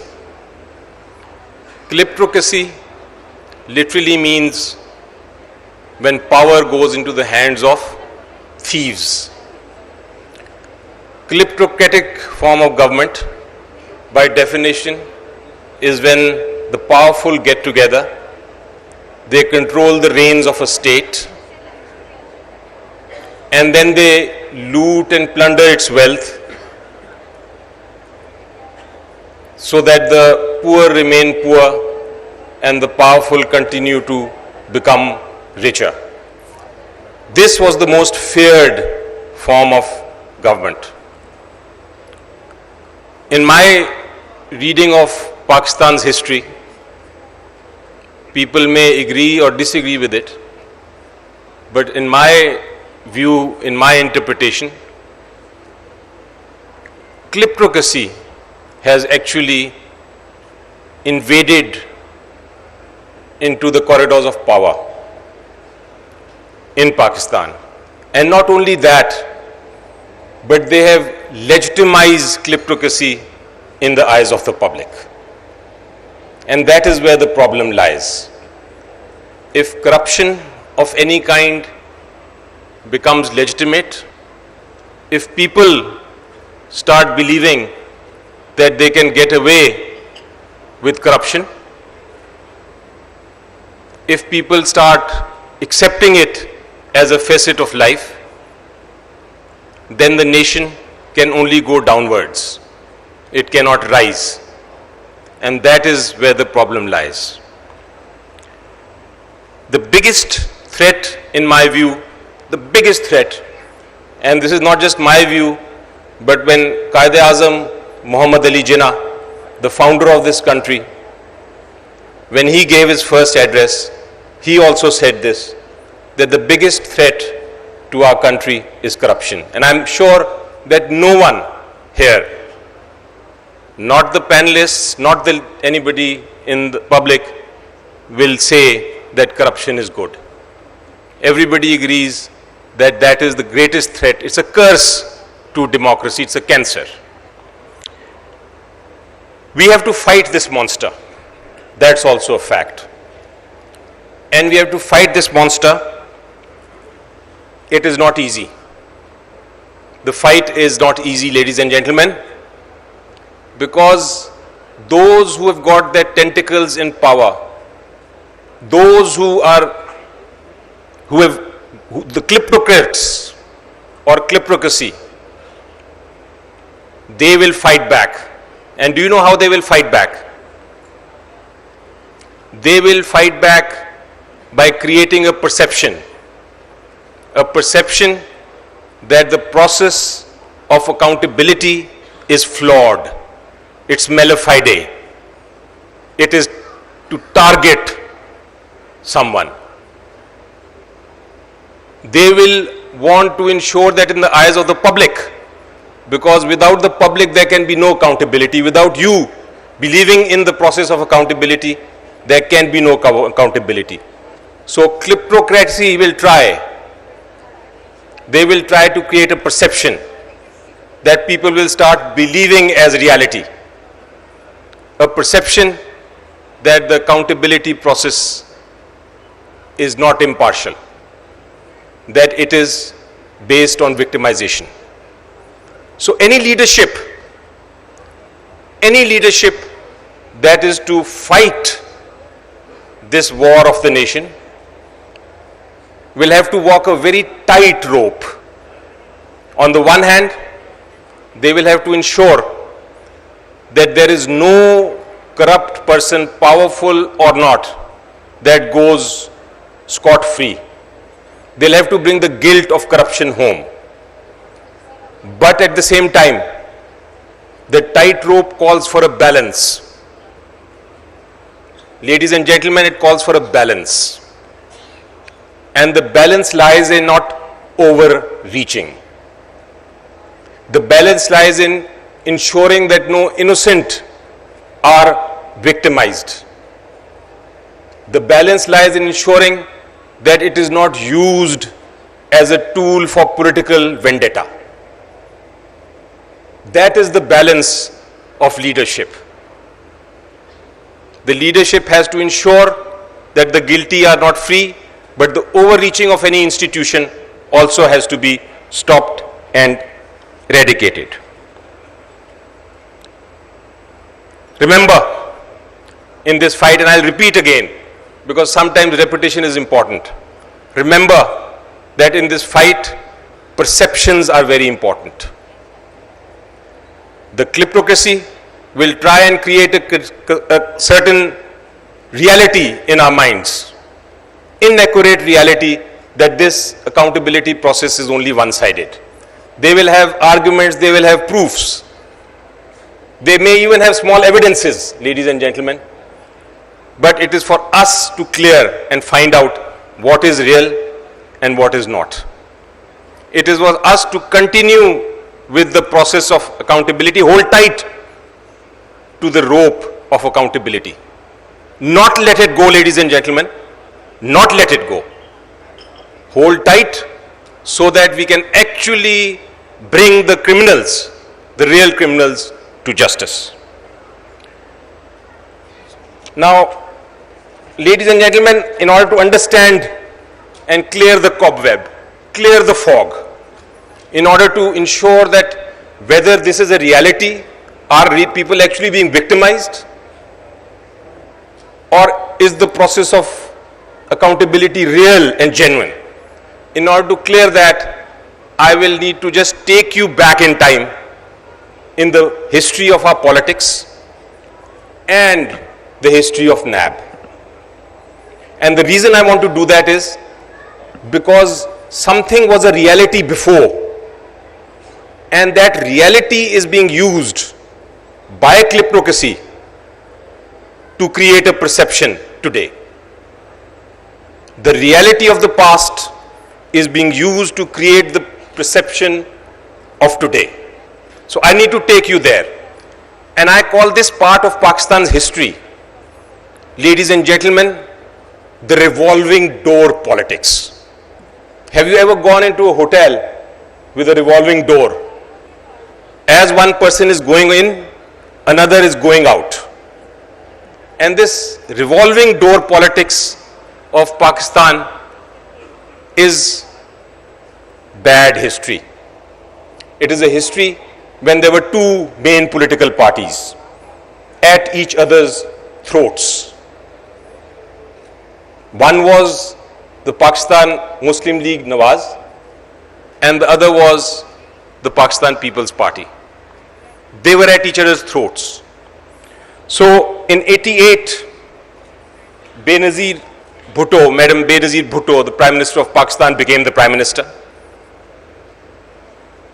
Ghulam Ishaq Khan was used by the PMLN to throw her out, an exercise of powers under what they call the Article 58(2)(b). After 2 years, she was out. There was a lot of tension between the two. Revolving door, she goes out, in comes Mr. Nawaz Sharif as the Prime Minister. Again, enmity, enmity, enmity. And the same president, after 3 years, in 1993, throws out Nawaz Sharif government also. Through the revolving door, Nawaz Sharif goes out, and through the revolving door, immediately comes in Madam Benazir again.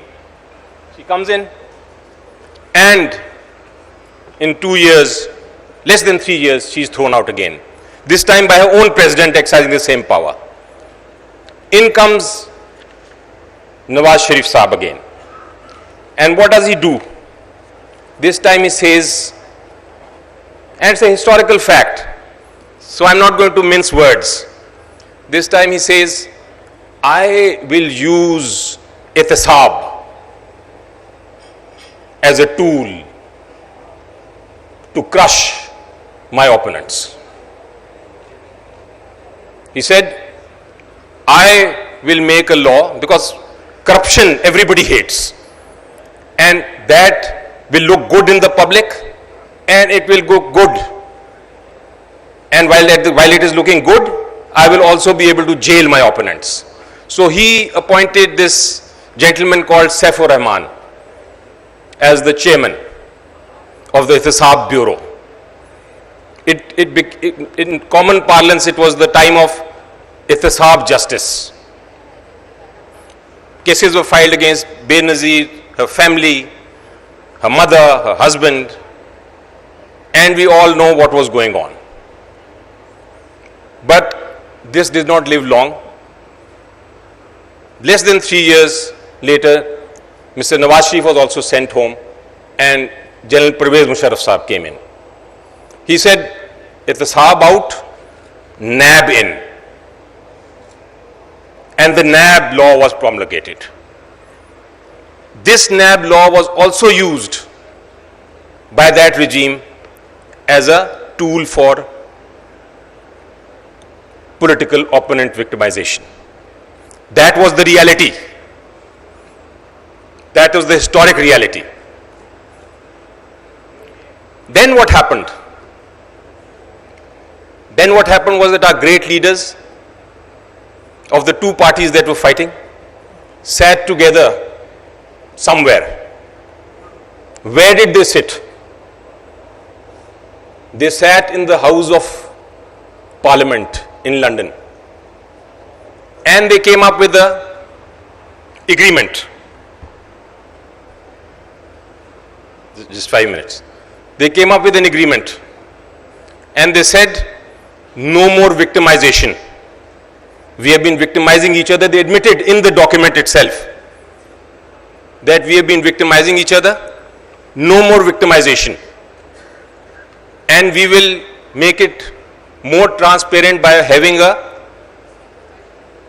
a chairman appointed by the leader of the opposition and the leader of the house together. So they said we will have an independent chairman, and therefore everything will be all right. When they came back in power after Musharraf was gone, they did make an amendment in the NAB law. That first amendment was relating to the appointment of the chairman.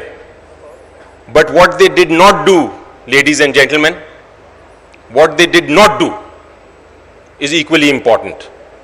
There were many lacunas in the law, many gaps, biddatein, due to which that law could have been abused. They opted not to change those laws in NAB, in spite of being in power for ages. I remember, ladies and gentlemen, same place, Avari, not here, but next building. We were having a conference under the auspices of Supreme Court Bar Association of Pakistan. I think Mr. Kaira was also there. And we called upon the political parties of the time, and we said, please amend the laws so that we can make them more transparent. Please make sure that we don't lose this accountability process to perceptions. But what did the PMLN say? There is no need. The law is clear. It is unambiguous. We will not change it. So the law was not changed. Ladies and gentlemen, when we came, I've got to think, I had some 10 minutes to go, but I'll try and close this now in 5 minutes. So ladies and gentlemen, when we came in 2018, we inherited this law. The current government inherited this law. And we inherited the lacunas. But one thing was clear, that in these 3 years period, we said we are not going to spare anyone. We are going to change the perception at least. The perception that the powerful are not going to be held accountable. We said we will leave NAB to reach out and touch kleptocracy if they can. And we let that happen. So the perception, the positive reality today is that amongst the general public, everybody now is fearful of NAB. It is fearful that corruption will not be allowed to be, nobody will be allowed to get away with corruption. That powerful can also be prosecuted. But at the same time, having made this point, the perception is still there. Even while I was coming into the hall and talking to a few people, the perception was still there that no, this accountability process is not as transparent. We heard two of our very learned panelists also say the same thing. So, what is the job of the government now? The job is first to identify why this perception is still persisting.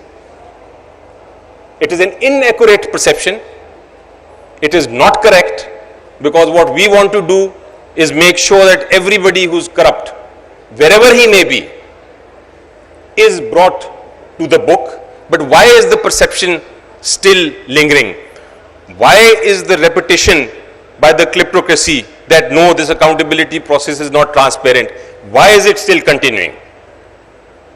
We need to identify that, and I have identified the 3 points. One, first problem is that NAB has overreached itself. And how has it overreached? It is because of the lacunas in the law. What are they doing? They are taking collective decisions by cabinets. They have filed references on the basis of that. They are harassing bureaucrats who decide a question, who decide something without any corruption, without any evidence of wrongdoing, without any benefit, and prosecuting them. They are getting involved with private disputes. So the impression is being created as if a number of innocent people are being victimized. And that impression is feeding into the perception that the accountability process is not correct. Sorry. Second important aspect is that yes, NAB has certain structural flaws. I would say as a lawyer What is most important is for an institution or investigating agency to have a separate department of investigation and a separate department of prosecution, so that when the investigators bring in the case to the prosecution should be able to independently judge. That is not what is happening. The investigator comes in, brings in a case, and the case is filed.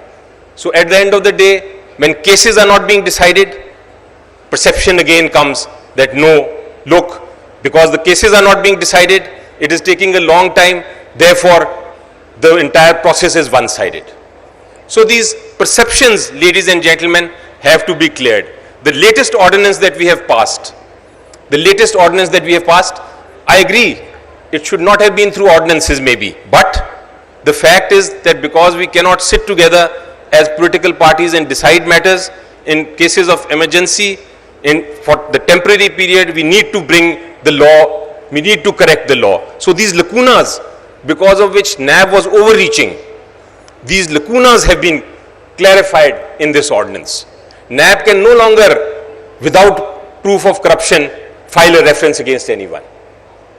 These are the lacunas so that the perception is right, so that the perception is finished and the accurate facts are there. We need the public, we need the people like you to stand by us in the matters of accountability.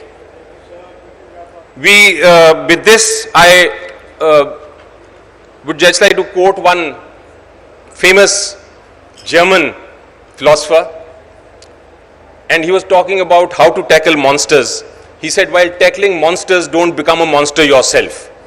If you stare into an abyss for a long, long time, the abyss will stare back at you.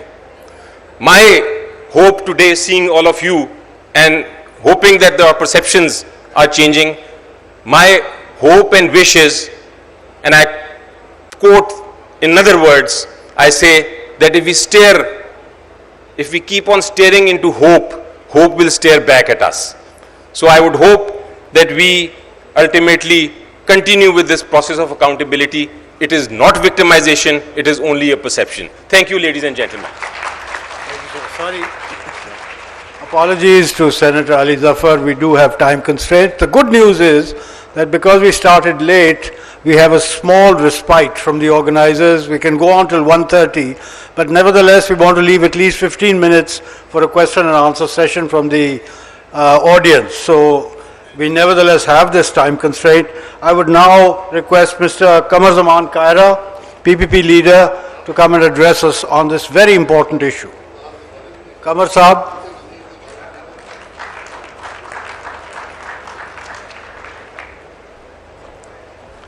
Assalamu alaikum.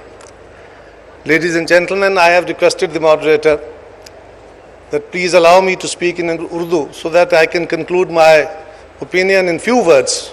Because of the less of time, I am aware of my incapacity to be good in English. Thank you. बहुत शुक्रिया. ख़वातीन व हज़रात, मैं आसमा Jahangir foundation के तमाम organisers का, तमाम आज के साथियों का, सुप्रीम कोर्ट बार एसोसिएशन का, तमाम पार्टिसिपेंट्स का शुक्रिया अदा करता हूं. आसमा जहांगीर ने अपनी ज़िंदगी में वो पौधा लगाया और आज आप उसको सींच रहे हैं, उसको आगे लेके चल रहे हैं, जो किसी मुहज़्ज़ब मुआशरे में, एक सही मानों में सिविल सोसाइटी, एक मुहज़्ज़ब मुआशरा क्रिएट करने के लिए बहुत ज़रूरी फैक्टर है. पब्लिक ओपिनियन मेरी नज़र में दुनिया का सबसे बड़ा कानून, सबसे ताकतवर चीज़ है. कोई कानून, कोई आइन पब्लिक ओपिनियन से ताकतवर नहीं हो सकता. दुनिया की डेमोक्रेसीज में यही हुआ है, जहां तक हमने पढ़ा थोड़ा बहुत.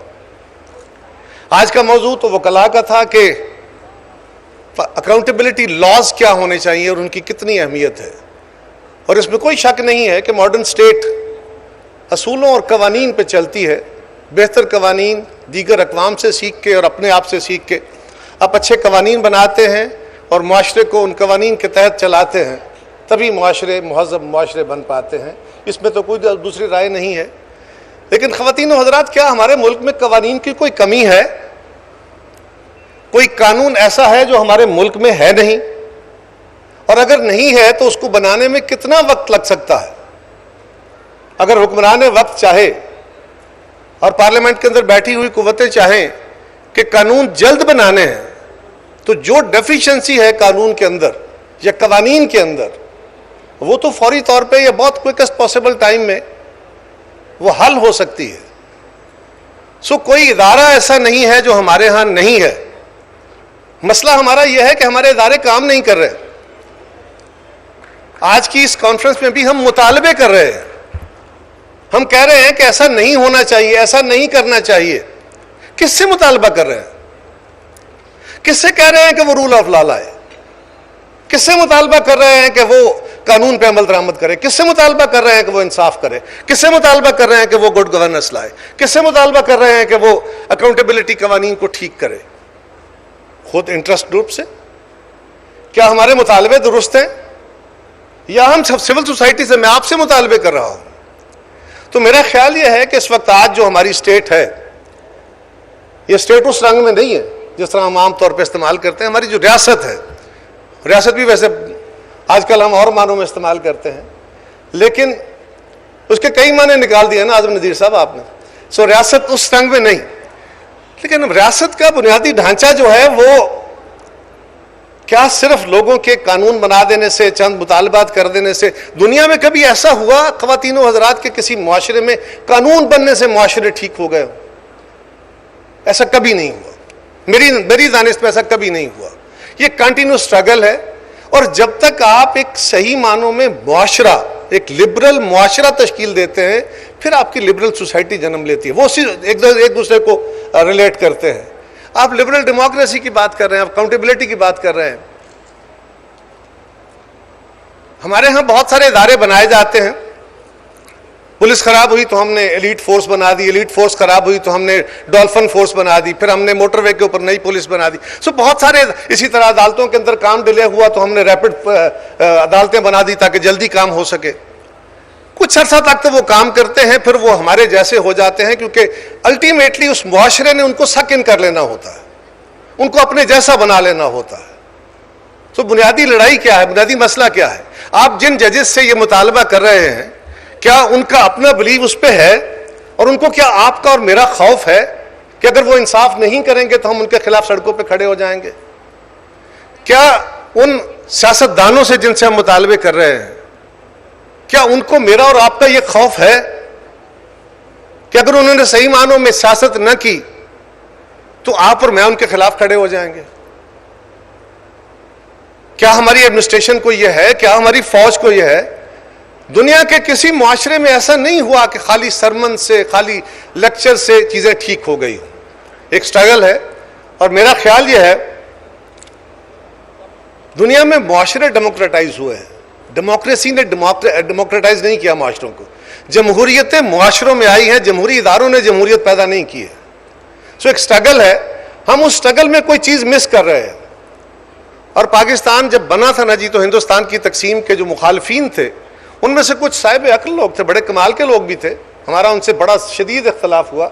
انہوں نے بہت سارے ایشوز کہے تھے, اور اس پہ بھی کہا تھا یہ جو مس گورننس ہے اور کرپشن ہے, اور اس پہ انہوں نے یہ کہا تھا کہ پاکستان گریجولی مارشل لاؤ کی آماجگاہ بنے گا. کمزور گورننس اس معاشرے کو خراب کرے گی, یہاں کی بزنس ایلیٹس اس کو لوٹے گی. گریجولی اس ملک کے طاقتور لوگ کرپشن میں انوالو ہوں گے, اور یہ کرپشن زیادہ سوسائٹی بن جائے گی. آج 74 سال بعد اگر آپ کھڑے ہو کے دیکھیں, ان کی بہت ساری باتیں اور بھی ہیں جو سچ ثابت ہو گئیں. اگر آج اکاؤنٹیبلٹی کے حوالے دیکھیں تو ان کی یہ بات بھی بالکل سچ ہے. اور کیا یہ ممکن ہو پائے گا؟ بالکل. آسما جہانگیر فاؤنڈیشن ہو یا اس طرح کی اور بہت ساری آرگنائزیشنز, یہ پبلک اویئرنیس کی بات کر رہی ہیں, پبلک اوپینین بلڈ کر رہے ہیں, اور پبلک اوپینین کے ساتھ ہی پبلک پریشر بلڈ ہوگا. میرا ذاتی خیال یہ ہے کہ میں تو ذاتی طور پہ یہ سمجھتا ہوں کہ لوگ اللہ سے بھی نہیں ڈرتے. سب سے بڑا خوف یہ ہمارے مذہبی لوگ یا ہم جیسے لوگ, ہم کہتے ہیں نا اللہ سے ڈرو, بڑا معاشرہ. آج کل ہماری حکومت بھی جو ہے وہ مدینہ کی ریاست کی باتیں کر رہی ہے, اور آج کل نئے نئے خیالات شروع ہو رہے ہیں. تو خواتین و حضرات, اللہ سے لوگ نہیں ڈرتے. اگر اللہ سے ڈرے تو پھر اکیلے 2-4 بندے بیٹھ کے کسی کمرے میں کوئی گناہ نہ کریں, کوئی غلطی نہ کریں, کیونکہ وہ ہر جگہ ہے. تصور ہمارا یہ ہے. لوگ پبلک اوپینین سے ڈرتے ہیں, وہی گناہ وہی غلطی جا کے پبلک میں کرنے سے اعتراض کرتے ہیں. یہ ممکن نہیں ہے. اسی طرح آپ کا جو کلچرل لاز ہوتے ہیں وہ بڑے پاورفل ہوتے ہیں. ایک بندہ جو بڑا بدماش ہے, بڑا خوفناک قسم کا क्रिमिनल है, वो पब्लिक ओपिनियन को खातर में नहीं लाता। लेकिन आपका कल्चर है कि अगर आप उसे कहें कि तुम लंगोटी बांध के इस बाजार में से गुजर जाओ, तो ये कल्चरल नॉर्म के अगेंस्ट है, वो नहीं जाएगा।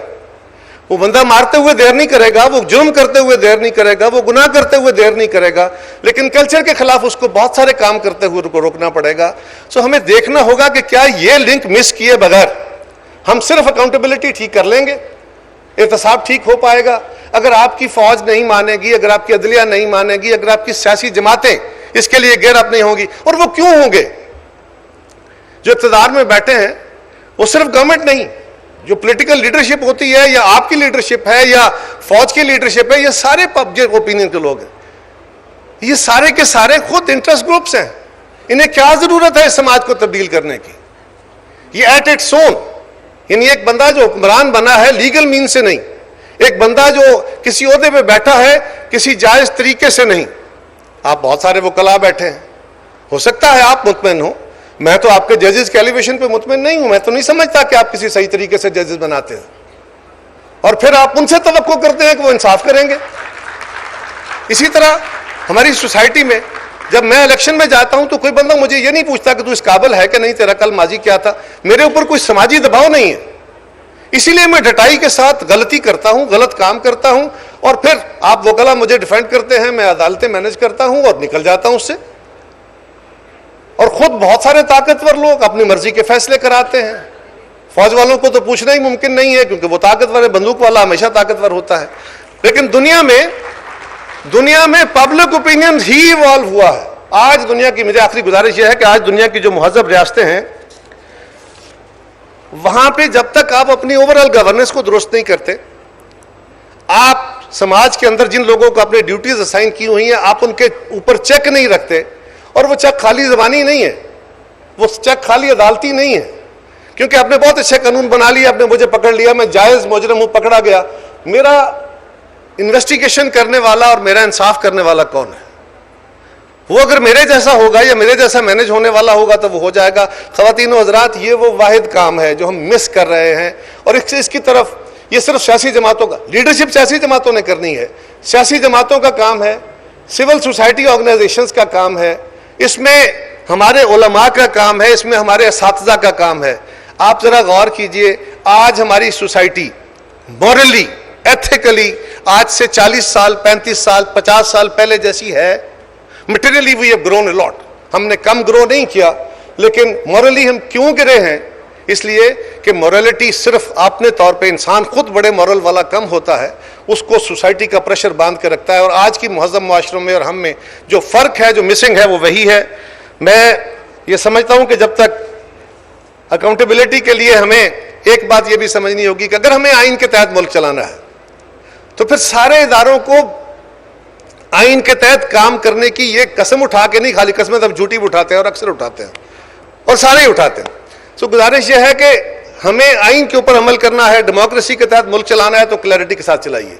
जब तक आप क्लैरिटी के साथ दुनिया में, ये मेरा तसव्वुर नहीं है, मैं सिर्फ इंसिडेंट कोट करने लगा हूं, मुझे कोट ना कर दीजिए कि तुमने ये कहा था।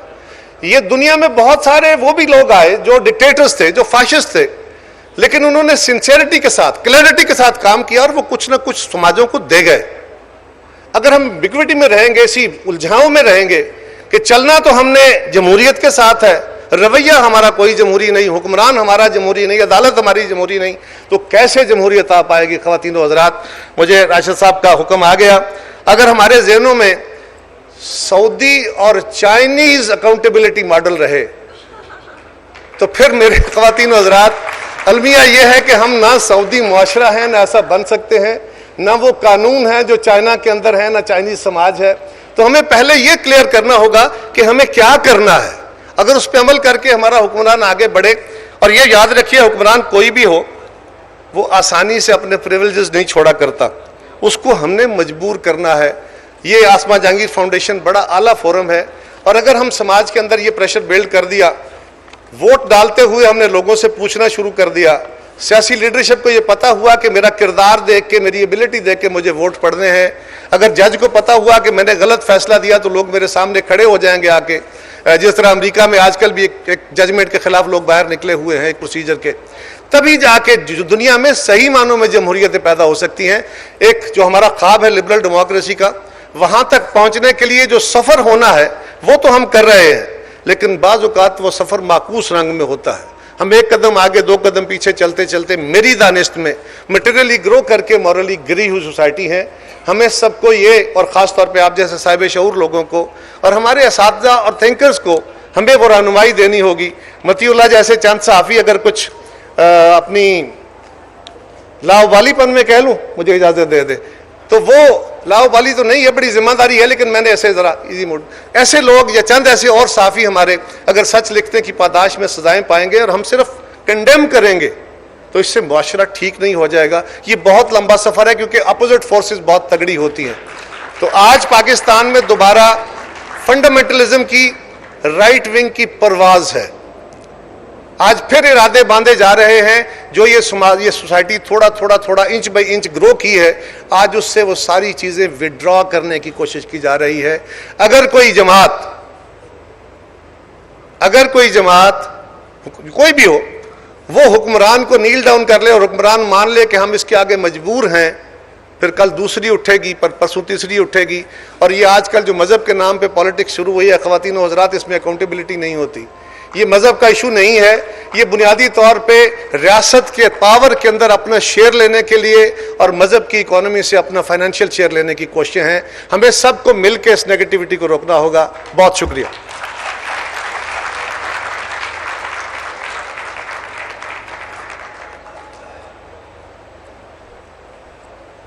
The task of a moderator is inherently thankless and risks losing a lot of friends. So my apologies to all the panel for interrupting them when they are so eloquently delivering their speeches on this very, very important issue. Without any further ado, I wish to invite former Prime Minister Shahid Khaqan Abbasi of the PMLN to come and address as keynote speaker. Thank you.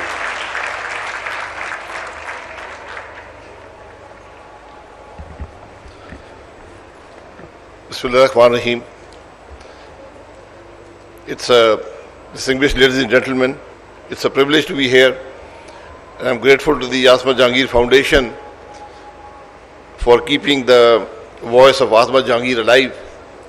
It's a much needed voice, especially in the times that we live today. The question of accountability or victimization is something that we discuss a lot, but the reality of this situation remains unclear.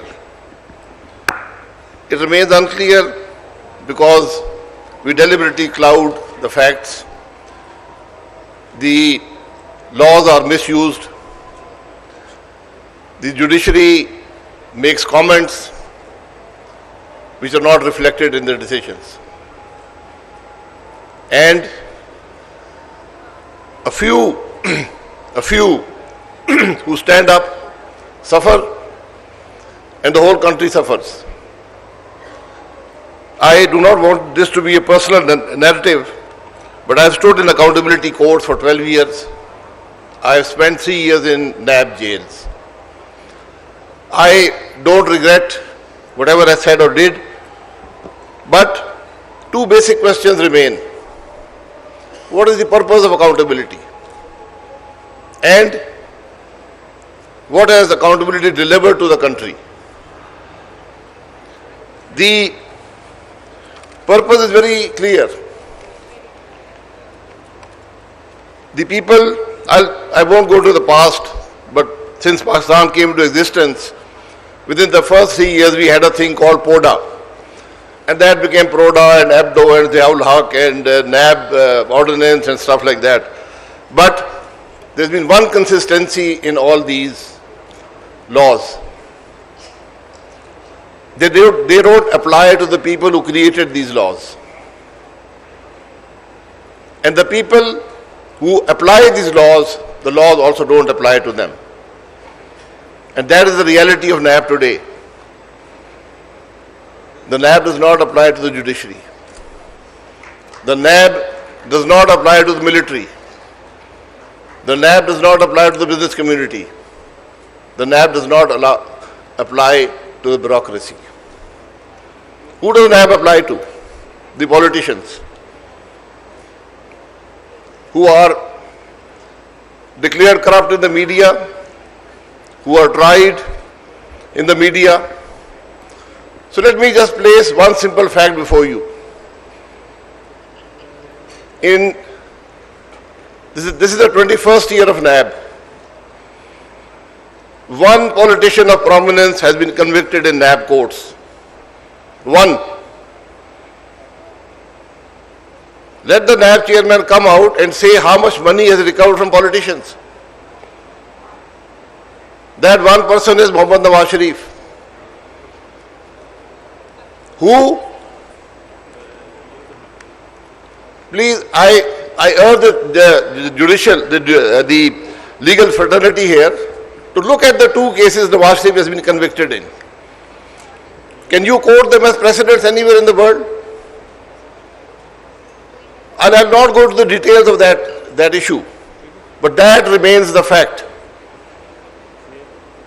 that one politician of prominence in this country has been convicted by NAB in 21 years. So where are all the kleptocrats? Where are the ones who made money? They sit in every government that is formed in Pakistan. They just change loyalties and they save themselves. When you have a law which defies every basic principle of justice, which says that I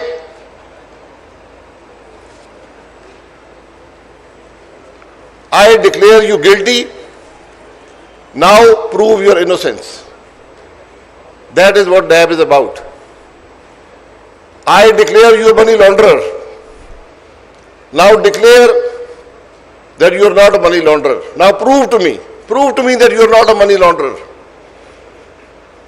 I have been accused of money laundering with my tax-paid money. With tax-paid money.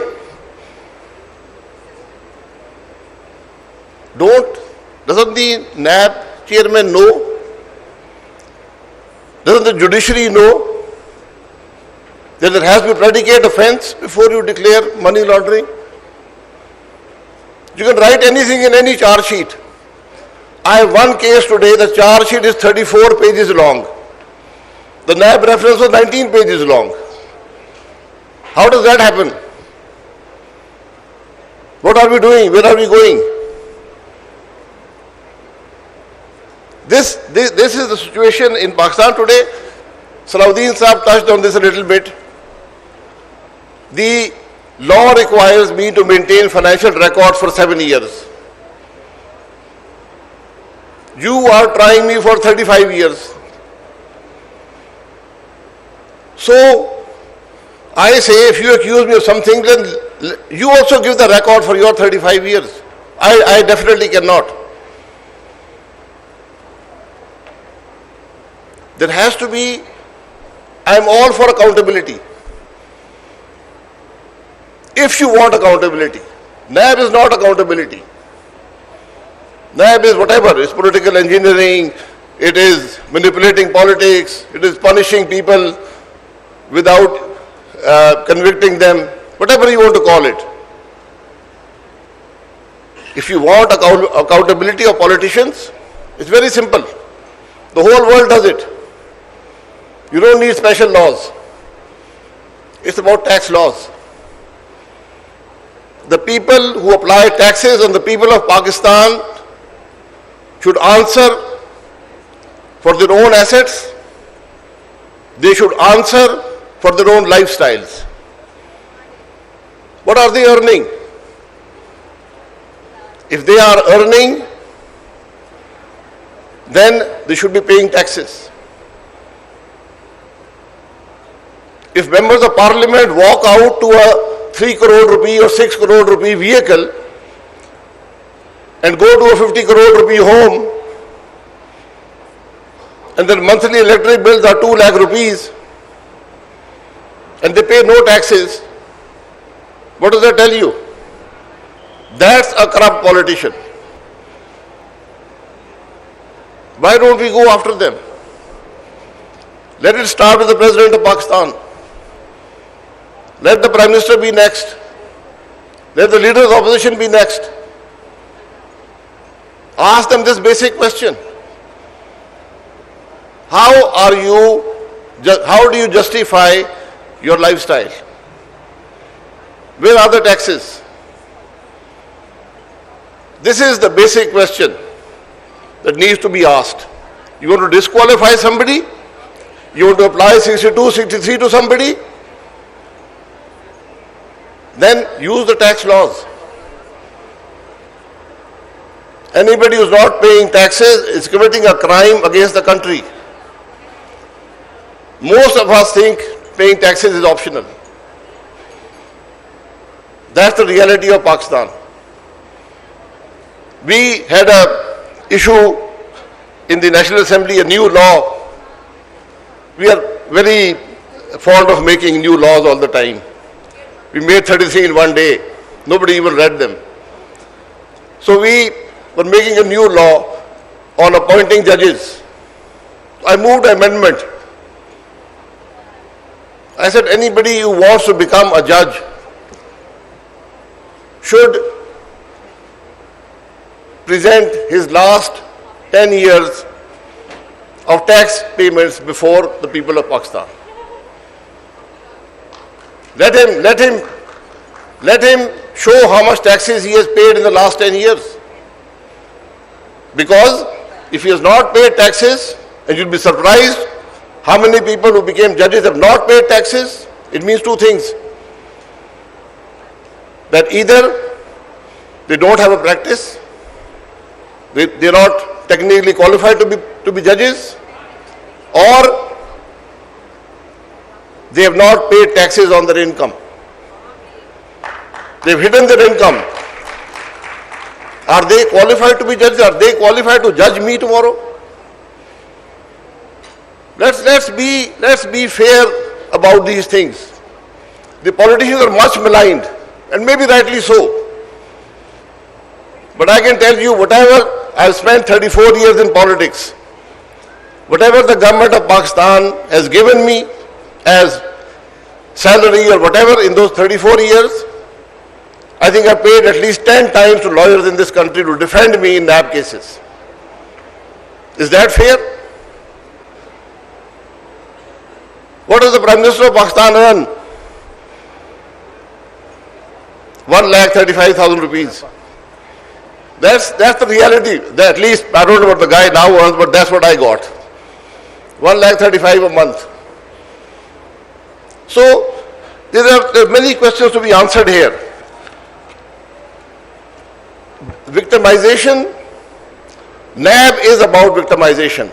It's not about victimization of an individual anymore, or even a group of individuals, or even a political party. The people paying the price today are the people of Pakistan. The entity paying the price for NAB today is Pakistan. And my friend Dr. Musaddiq Malik is here, he analyzes everything. So I'll give him some numbers which I pulled off the internet as I was coming here. In 2000 when NAB came into being, Pakistan had there are many ways to measure this, but one measure was we had a per capita income of $576. Today, $790. 21 years later, Bangladesh was at 358, they are at 2097. India was at 443, they are at 1900. So who lost and who won? I think without having the knowledge that Dr. Musaddiq has, I can safely say, and a big part of this is NAB. I was Petroleum Minister for 4 years or 5 years. Last year, Pakistan had an opportunity to take a decision, a simple decision. We would have saved it at least $10 billion in cash in 3 years. That decision was not taken. Why? Because no bureaucrat works anymore. when a NAB investigation officer puts 2 papers in front of a secretary who has served 35 years with integrity. One is his arrest warrant, right then and now, and the other is an approval statement against the minister. These are the choices given by a 17th grade NAB officer who was 4 years earlier in a college to a secretary who served Pakistan for 35 years. Is this the accountability that we want? Is this accountability that we have? This is happening in Pakistan today. You will never see NAB move against a person in power at that time. If you want accountability, if I am a 80% plus of politicians never handle public money. They remain backbenchers in government or the opposition. They have no access, they have no control over public money. How can NAB apply to them? If they have robbed a bank, there are laws to do that. If they have stolen electricity, there are laws to counter that. The laws are everything. How can NAB apply to a person who has never had any control over any public money? We made all these amendments.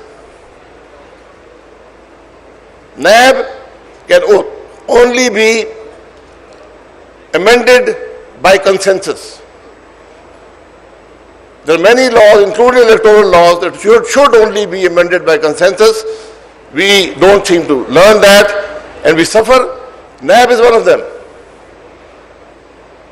We made a package of amendments, gave it to the government. 4 hours later, a minister waved them in the National Assembly. Here they want an NRO. And the result is what I've shown you.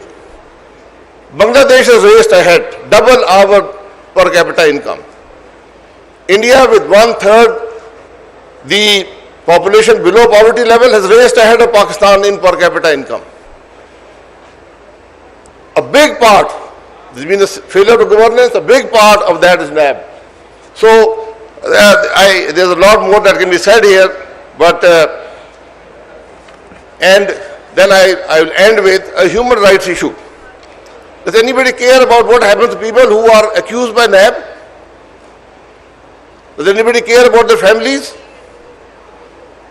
Does anybody know that they can't operate their accounts? They can't operate their businesses? They can't get bank loans?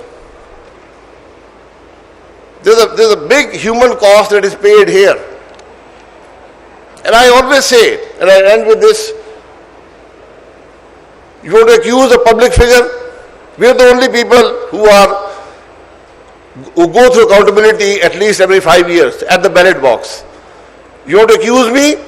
Install cameras in the investigation rooms and in the courtrooms. Show the people of Pakistan. That's my constituency. Show them if I've been corrupt. Accuse me in front of them. Not in closed courts where the prosecutor doesn't make sense, where the laws don't make sense, where the judge has limited knowledge.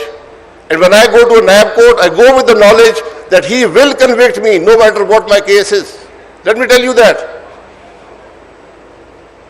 But it's not only me, we still stand defiant because we believe in what we do. We believe that without political leadership, this country will not move forward.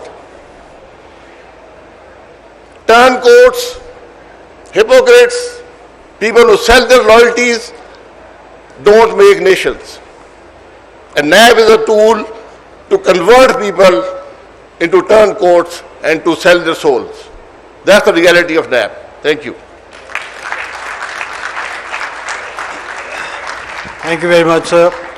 First, let me state that our panelist, Mr. Qamar Zaman Kaira, who parachuted in, has now ejected because he had a prior commitment at a funeral. So he has asked me to convey his apologies. We have about 10 minutes for questions and answers Please raise your hands and I'll recognize you. Yes, sir. Yes, sir. Is there a mic?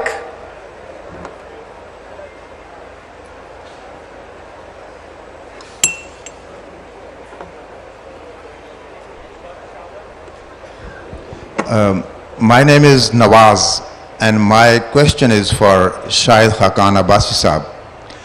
Abbasi Saab, you spoke about consensus in your speech, and my question is also about the consensus.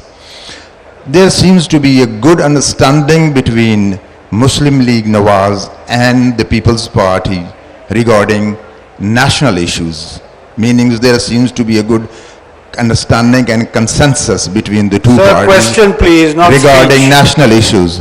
Why don't you both parties find a consensus, create a consensus regarding by-election NA 133?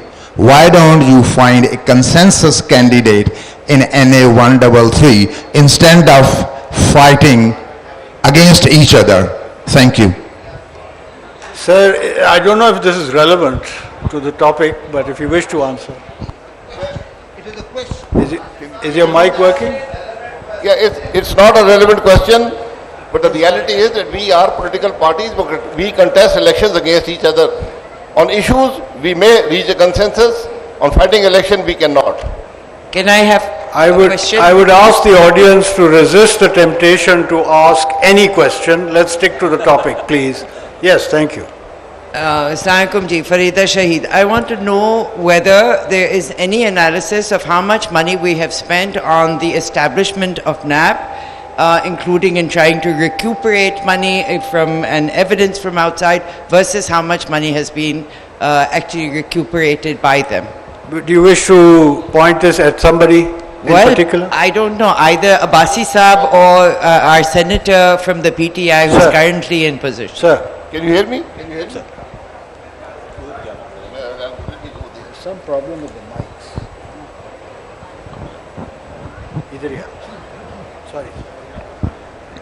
The NAB spends, the current spend is about 6 billion a year on NAB. The current chairman claimed that he had recovered 539 billion in his 4-year tenure. The Ministry of Finance said they had only received 1.4 billion. So 538 point, maybe my math is wrong, 537.6 billion is missing. Which the chairman NAB has said that people have repaid the banks and some plots have been recovered. Why is real estate the domain of NAB? It's specifically mentioned because that's where the money is to be made. The most corrupt institution in the country today is NAB. The more power you have, the more corrupt you are. Thank you, sir. Yes, Sir. any other questions? Sir, Assalamu Any alaikum. other questions? Sir, yes, sir. Rashid bhai, here, right, sir. Sorry. Oh, yes. Yes. My name is Abdullah Malik. I'm an advocate and human rights activist. No doubt we as a civil society condemn any victimization. Dear leaders, मेरा question ये है, अपनी 98% जो youth जहाँ बैठी है, victimization accountability तो less than 1% की हो रही है. ये जो मजहब के नाम पर हमारी 98% की डेली विक्टिमाइजेशन होती है, आप जो हमारी होप है, आप हमें बताइए कि जिनको हम कहते हैं कल कि ये दहशतगर्द हैं, दूसरे दिनों में कहते हैं कि नहीं ये तो बहुत अच्छे शहरी हैं. प्लीज़ बताइए कि ये जो मेरे 98% यूथ है, इनका जो फ्यूचर है क्या आपके सेफ हैंड में है कि नहीं है? खुदा के लिए इस इशू पे तो आप एक कंसेंसस कर लें, एक रिकंसिलिएशन कर दें कि हम इसको किसी भी सूरत में कबूल नहीं करेंगे. सेकेंडली आप एक ये भी दूसरा भी मेरा ऐसा है कि सर आप ये भी एक वादा करें कि आप तमाम पॉलिटिकल पार्टीज आज जो कंडेम कर रही हैं, कल वो किसी की लाठियों के सहारे इक़्तिदार में नहीं आएंगे. बहुत शुक्रिया. I'm sorry, I didn't catch any question, Malik Saab, although of course what you said is very relevant. I've been asked to wrap up this session. Let me make some very brief concluding remarks, if I may. I think we have been privileged to hear the wisdom and arguments of our panelists, who are all extremely well informed, and we have gleaned the gist of the problem which I will try to summarize as quickly as possible. The way I see it, and what I've gathered from today's discussion, there appears to be a vicious cycle of manipulation and political victimization through accountability. Let's not forget, we seem to lack an independent, uniform, and permanent model of accountability. We have had at least 11 accountability laws in our history, 3 dedicated institutions for accountability, and similar mechanisms and departments throughout our history. Now, this points to a very deep-seated problem somewhere. And I think the problem perhaps is, as has been outlined in our speakers' speeches today, there are problems with the law, there are problems with regulation of discretion that has been given to NAB, there are problems with due process, and there are problems with allegations of political victimization. No one can deny that corruption exists in Pakistan, but it is systemic. And urban legend has it that since NAB got into action, in fact what has happened is that corruption in the system has gone underground and the price has doubled or trebled. So simply by choosing a few political leaders of the opposition or bureaucrats or businessmen who are alleged to be associated with them, in cahoots with them as it is put, the problem of systemic corruption, it seems, will not go away. Thank you very much for all our speakers and for their time and their contributions. Thank you for the audience for being so patient, particularly with this very, very terrible moderator who has made many enemies today. Thank you very much. Thank you.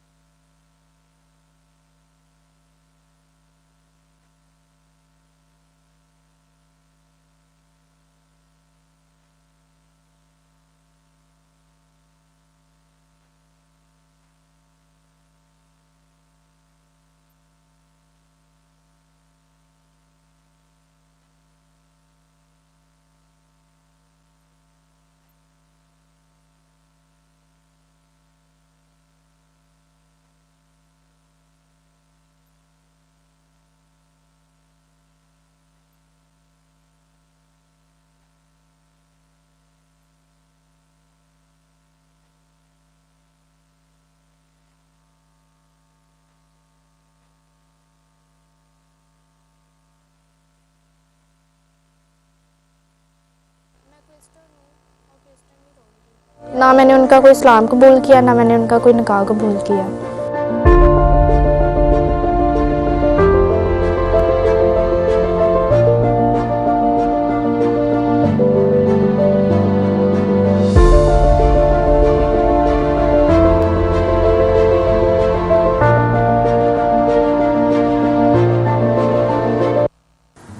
I have learned through the years many lessons what activism must be all about. Activism must come with the heart, with integrity, but it must also come with the mind. Her passion and mission was fighting for the rights of the downtrodden. When she passed in 2018, for too many people, a beacon of hope had been extinguished. But passion can't die, and missions can't be abandoned. So even after Asma, the AGHS Legal Aid Cell continues to journey on her path, extending free legal aid to thousands, especially women and children, who would otherwise barely be able to afford fighting a court battle. Asma's legacy is alive through AGHS. AGHS has successfully taken Asma's mission forward, and our pro bono caseload has increased threefold since 2018. In the absence of any state mechanism that provides free legal services, AGHS till date remains the largest service provider in Punjab. And in 2020 alone, AGHS has provided 1,813 women, children, bonded laborers and religious minorities free legal services. Remembered today as an irreplaceable icon in the field of human rights, Asma Jahangir was among the first in the country to speak out against death penalty, which often came about due to loopholes in an already weak criminal justice system. The AGHS Legal Aid Cell is helping push forward her legacy by helping prisoners come off the death row. In the last 10 months, AGHS has been instrumental in having 10 prisoners acquitted facing death penalty and several prisoners facing prolonged incarceration. Inspired by her outspoken and bold attitude to point out violations and give voice to the voiceless, the AGHS Legal Aid Cell formed Pakistan's first human rights digital media outlet, Voice PK. VoicePK.net is a unique digital media platform where journalists and lawyers have come together to address human rights abuses against women, children and minorities, and also students, ethnic groups, etc. And on this platform, we have given the victim a voice. Often our stories have been picked up by mainstream media and by very popular shows. Policymakers have taken note of our stories and they have addressed that issue. Asma Jahangir believed that only an empowered woman could bring real change in society. She established a paralegal program to raise awareness among women about their legal rights. One of these women is Halima Sadia, who was so inspired by the AGHS paralegal program that she filed a case against her own brothers and acquired her rightfully inherited property with the help of AGHS free legal aid. जो औरत खुद अपना हक लेना चाहती है, अगर उसको पता है कि मेरे हक है, प्रॉपर्टी है, तो आप उसका हक जरूर लें, बजाय इसके कि आप कहें कि मेरा भाई क्या कहेगा या फलाना क्या कहेगा. ये कोई बात नहीं. अगर आपका हक है तो आप लें और स्ट्रांगली लें. After her death, the AGHS Legal Aid Cell expanded their paralegal program. Today, 16 centers operate in Lahore. हमने अपने पैरालीगल प्रोग्राम को भी वसी किया है. हमारे 15 सेंटर लाहौर में और एक सेंटर कसूर में काम कर रहा है, जिससे हर साल हज़ारों ख़वातीन को उनके हुकूक के बारे में आगाही दी जाती है, क्योंकि आसमा जहांगीर का कहना था कि बाशऊर औरत ही मुआशरे में इनकलाब ला सकती है. Asma gave new hope to women languishing in jails for years. Now AGHS serves as that ray of light. ये कह लें कि हम कखों के थे और लाखों के हो गए. हमें अपने ससुराल में आके हम जो है ना वो बस ये कि कह लें कि पहले कोई कदर नहीं थी, इसके बाद हमें राइट मिलने के बाद हमारी कदर हुई. There are institutionalized jail visits to provide legal aid to those who deserve it the most. जब कोविड की वबा आई तो हमारे जो जेल विजिट थे वो बंद कर दिए गए, तो ये सूरत हाल हमारे लिए बहुत चैलेंजिंग थी, क्योंकि हम ये समझते थे कि इस वक्त सबसे ज़्यादा रिस्क उन कैदियों को है जो कि जेल में बंद हैं. हमने भरपूर कोशिश करके आईजी प्रिजन से खुसूसी जेल विजिट्स की इजाज़त ली.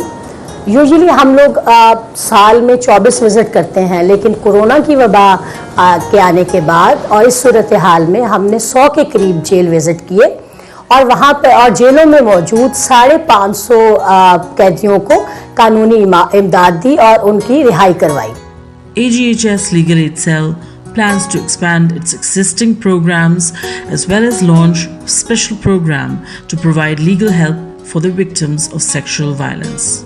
AGHS has also for the first time collaborated with a government institution, Violence Against Women Center in Multan, and signed an MOU. And in the last year, we have provided free legal services to 700 women approaching the Walk Center in Multan. For 2021, AGHS has identified sexual violence as a priority area and will be representing several survivors of sexual violence in their trial stages, as sexual violence remains an area where women fail to access justice and face prolonged trials.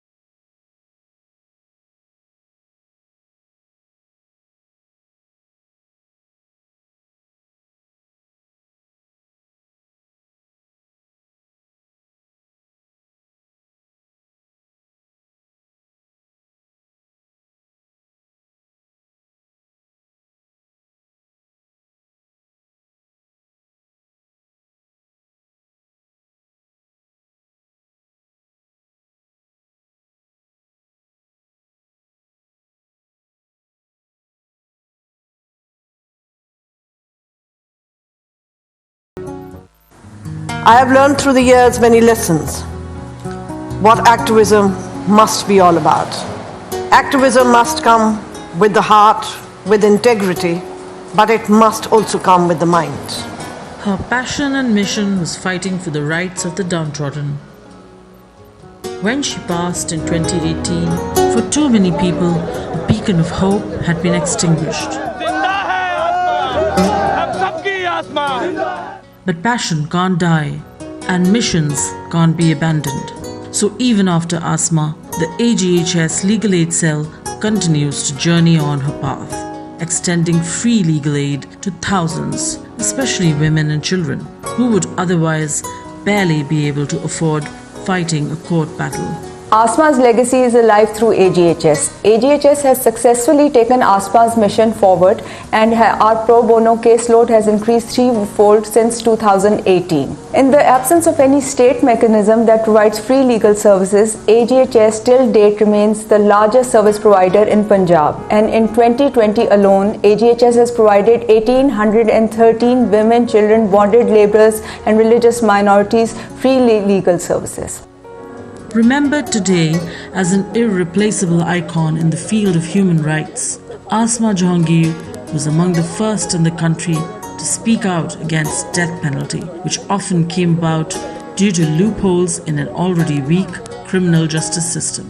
The AGHS Legal Aid Cell is helping push forward her legacy by helping prisoners come off the death row. In the last 10 months, AGHS has been instrumental in having 10 prisoners acquitted facing death penalty and several prisoners facing prolonged incarceration. Inspired by her outspoken and bold attitude to point out violations and give voice to the voiceless, the AGHS Legal Aid Cell formed Pakistan's first human rights digital media outlet, Voice PK. VoicePK.net is a unique digital media platform where journalists and lawyers have come together to address human rights abuses against women, children and minorities, and also students, ethnic groups, etc. And on this platform, we have given the victim a voice. Often our stories have been picked up by mainstream media and by very popular shows. Policymakers have taken note of our stories and they have addressed that issue. Asma Jahangir believed that only an empowered woman could bring real change in society.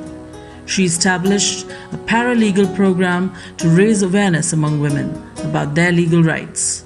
One of these women is Halima Sadia, who was so inspired by the AGHS paralegal program that she filed a case against her own brothers and acquired her rightfully inherited property with the help of AGHS free legal aid. जो औरत खुद अपना हक लेना चाहती है, अगर उसको पता है कि मेरे हक है, प्रॉपर्टी है, तो आप उसका हक ज़रूर लें, बजाय इसके कि आप कहें कि मेरा भाई क्या कहेगा या फलाना क्या कहेगा. ये कोई बात नहीं. अगर आपका हक है तो आप लें और स्ट्रांगली लें. After her death, the AGHS Legal Aid Cell expanded their paralegal program. Today, 16 centers operate in Lahore. हमने अपने पैरालीगल प्रोग्राम को भी वसी किया है. हमारे 15 सेंटर लाहौर में और 1 सेंटर कसूर में काम कर रहा है, जिससे हर साल हजारों खवातीन को मत समझो हमने भुला दिया, मत समझो हमने भुला दिया.